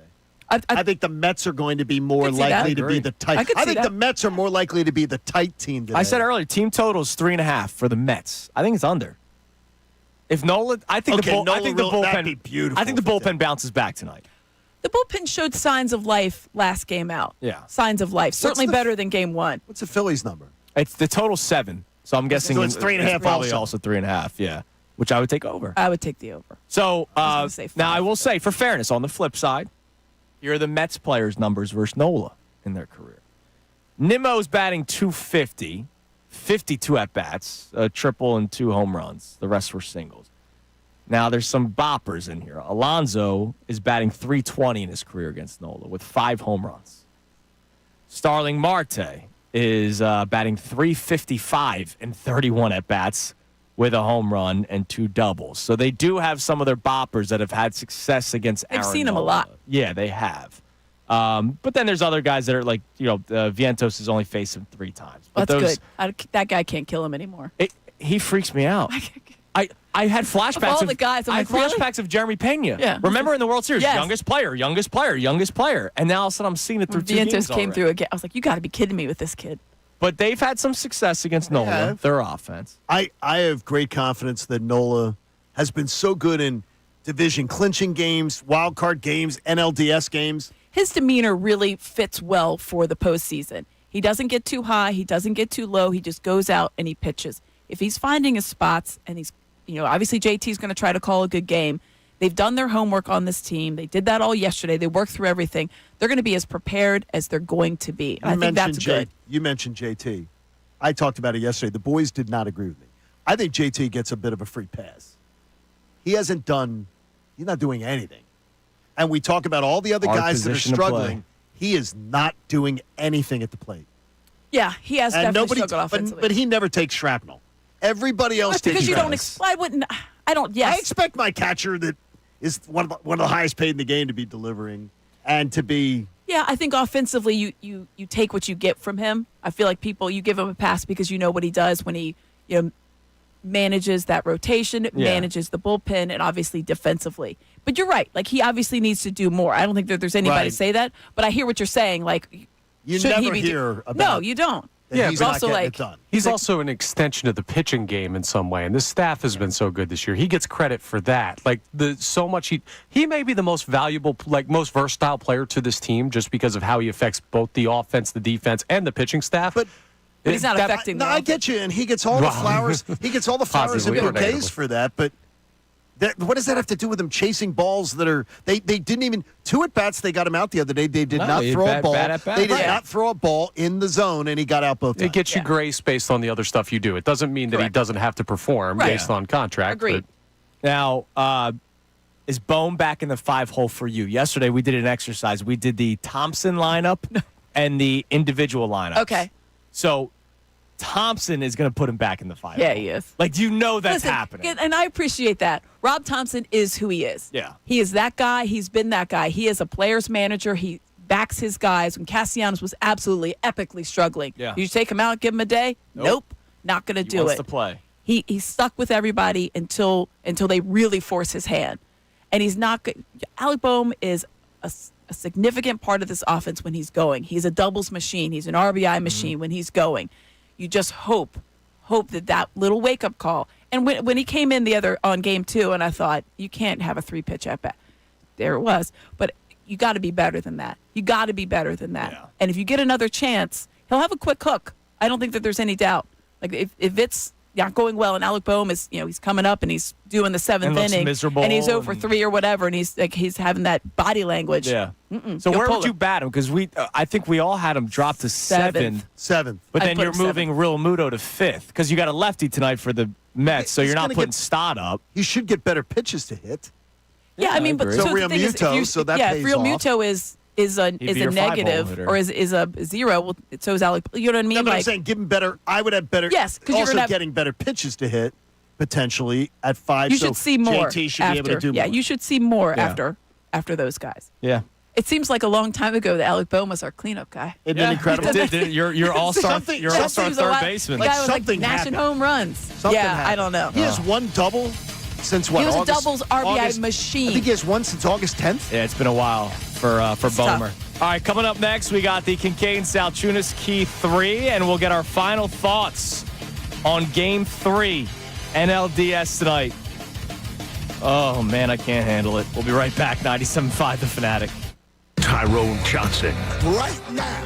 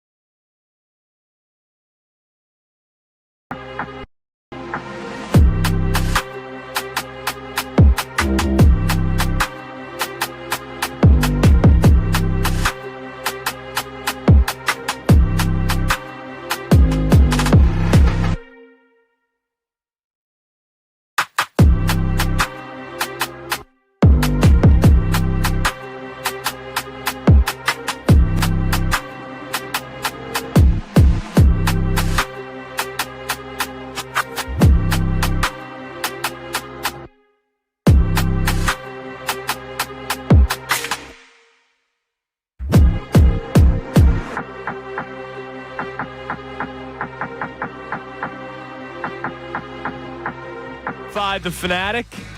We'll give our picks on tonight's game. John has some bets that he probably wants to give you. He thinks all 6 guys in the top 6 of the order get a hit today. I would go over half for every one of them. Bohm included in that? Yes. All right. I think Bohm gets a hit because today. I think that's where the tasty. I want my odds on my Bet Parks app going up. Yeah. Oh, yeah. So that's a tasty one. absolutely. I Now think that's Alex also- Bohm gets a hit today. I do. Okay, well, there I you feel go. very comfortable with that. All right, it is time now for the Kincade and Salciunas Key 3, presented by Von C. Now, the Kincade and Salciunas Key 3. Today's best. Johnny, happy Game 3 Tuesday morning. I love the fact that when you see a playoff series like this, when you know, like, okay, the next story, the next chapter is going to unfold. Yep. And we know we got another one tomorrow. So no matter how it happens, you know you got another shot at it. It's a beautiful way to wake up. Do you have faith in the Phillies today to go into Citi Field to take a 2-1 series lead? And faith is in the team. It's not just in one player, right? It's faith in Aaron Nola. It's faith in the bullpen that has not been good through the first 2 games of the series. It's faith in, yes, your big boppers in Schwarber and Harper and Turner and Castellanos, but it's also faith in the bottom of your order. We gave you the numbers yesterday. 7, 8, and 9 are what a combined, what did I tell you, 2 for 22 in this series through 2 games. Does somebody in the bottom of the order do something, even if it's not a dramatic moment? It's just get on base so that Schwarber has somebody to hit with that's on base. So do you have faith in the entire Phillies team heading into Game 3? You saw a much better game out of them in Game 2 than Game 1. Do you have the faith in them to do it, Johnny? I absolutely do. And I believe we're going to see, how about this one? I'll tell you that the top 6 guys in the lineup all get a hit today, and a couple of them get multiple. Okay. So I feel very, very good about today. Huh. Like, Okay. I woke up with it, and on the drive in today, there's a sense of calm that I've got about what's going on that I feel really, really Now, good. covering the Eagles for the Philadelphia Inquirer, Inquirer.com. That, of course, is Jeff McClain. Jeff, good morning. How are you today? You do get a sense when a team's like good, right? I mean, and that was essentially what happened in 2022 and 2017. Teams that went to the Super Bowl and one of them won them. Yeah, I would say we have not seen that yet from this team. But I think at this point, you're just trying to win games. Do you have faith in the Eagles? Because I'll tell you right now, they have not done anything for me to say, oh, I have faith in them that they're going to turn things around. I still think they're going to win this division, okay? But do I have, like, the supreme confidence to go, yeah, go ahead, have fun now, Commanders fans. We got this. I'll be honest, like, I don't have that. You've seen me chesty before. Okay, you don't have. Are you telling me, like, you're actually concerned the Commanders are the better team in the division? No. I think the Eagles are winning the division. I'm Okay. just saying, like, I can't say anything with my chest right now. No. They've I've given not you seen- no they- reason. They've done nothing through 4 weeks this season, through 4 games this season, for me to say anything with my chest. I'm not taking cheap shots at the Met fans who this year have just found their stadium. I think they sold out 4 games. Right. I'm not expecting this to be all of a sudden. People have never said, wow, Citi Field, intimidating place to play. And I don't believe today it will be either. I wonder, like, are we really appreciating until he wins one? Like, if Bryce Harper wins a World Series, he will be, I think, the favorite of all time for a lot of people. He'll be the greatest Philly ever. And I wonder, because he hasn't won one yet, and it's not his fault, is anybody still going, oh, man, I need him to win one? Because we brought him in here to win one. I'm going to say something here that is bound to either fly back in my face and look stupid, but I'm going to say it with my chest. I think the Mets are in a prime position today to come out flat, completely flat. All the emotion they've played with, all of the amazing comebacks, all of those unbelievable innings that bullpen has pitched. And I could easily see them coming home in the big spot with all the anticipation and all the excitement and coming out completely flat. And how about it? I'll say it. I think Aaron Nola is going to at least go 5 2/3. And I believe that the Philadelphia Phillies are going to pounce on the Mets. Buster Olney joins us. Yeah, he's Derek Jeter of this group. You know, it feels like where you know that in October when Bryce Harper's there, like once you get the games with the highest pressure, the greatest intensity, you know, Bryce, you always assumed was going to focus and he was going to get it done. I wake up today, and I've said it to you before, I have no nerves about this game. Your hand was still. I absolutely feel calm and confident that at the very least, We're back Friday night at the bank for Zach Wheeler's start. But I don't even know what it is. But to me, it's my confidence that from the beginning of the series, the Phillies were the better team. The Phillies are the better team over 162. Now we add a couple more games to that. I'm going to tell you right now, the Phillies are the better team over 164. Doesn't guarantee you win all the time. No. But I believe what my eyeballs showed me for the entire season, that this Phillies team is ready to win this series. All right, that's the Kincade Salciunas Key 3 presented by Von C. Brewing Company in Norristown. Take it away, Johnny. Ooh, Frau Amy loves the Berliner Weiss, the Fest beer, and the Von Oktoberfest Marzen. It reminds her of her days romping through Munich when she was a teenage girl. I think she likes the beer. I don't think she likes the voice. Von C. Brewing Company, VonCBrewing.com. Find out where young Amy, Frau Amy, loves to hang out. Frau. All right, Phillies tonight. I have a dub. I believe the Mets only score 2 or 3 runs. I will go Phillies 7. A John Kincade number. You're going 7? 7-2. 5-2. W for the Phils. And I say 7-4. Ooh. Oh, so they hit But the I boat. do not believe it is going to be a close game late. All right. Like, I think it'll be just cosmetically close. Connor? 6-3. And it's a Mets make it interesting late. And I want to the Phillies win? The Phillies win? Okay, I didn't know where you're going for a second. The Phillies are going to win. You had to do the foxhole move and take the Mets because now we have the full panel with See, the, there with you the go. Yeah, Phillies. sorry. No, I'm not going to Yeah, do that's that. You it. can't We've foxhole already- me into saying We've already anything good assigned about it that to team. you, though. Everybody in my hometown. I'm giving it to B. Gunn. Her Haley could take it. They say Mets. Everybody take care of Connor today and Salciunas. You are in my neck of the woods Yes. today, where I grew up.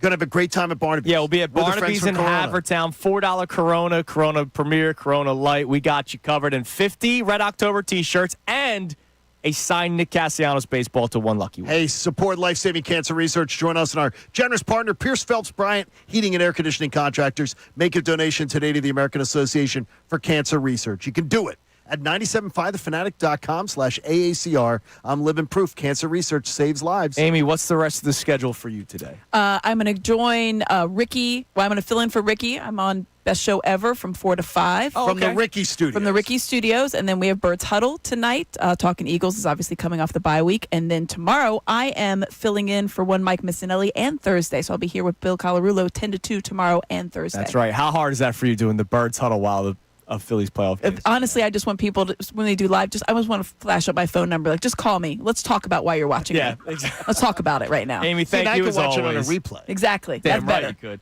Thank you so much Thank for you, coming guys. Thanks in. for having me. Great work as always. Johnny, Look have forward fun to today. tomorrow. You got company for the game tonight, Yeah, so it'll be fun. we'll see you tomorrow. Connor, I'll see you later on at Barnaby's. Everybody have a great rest of your day. Mike Missanelli.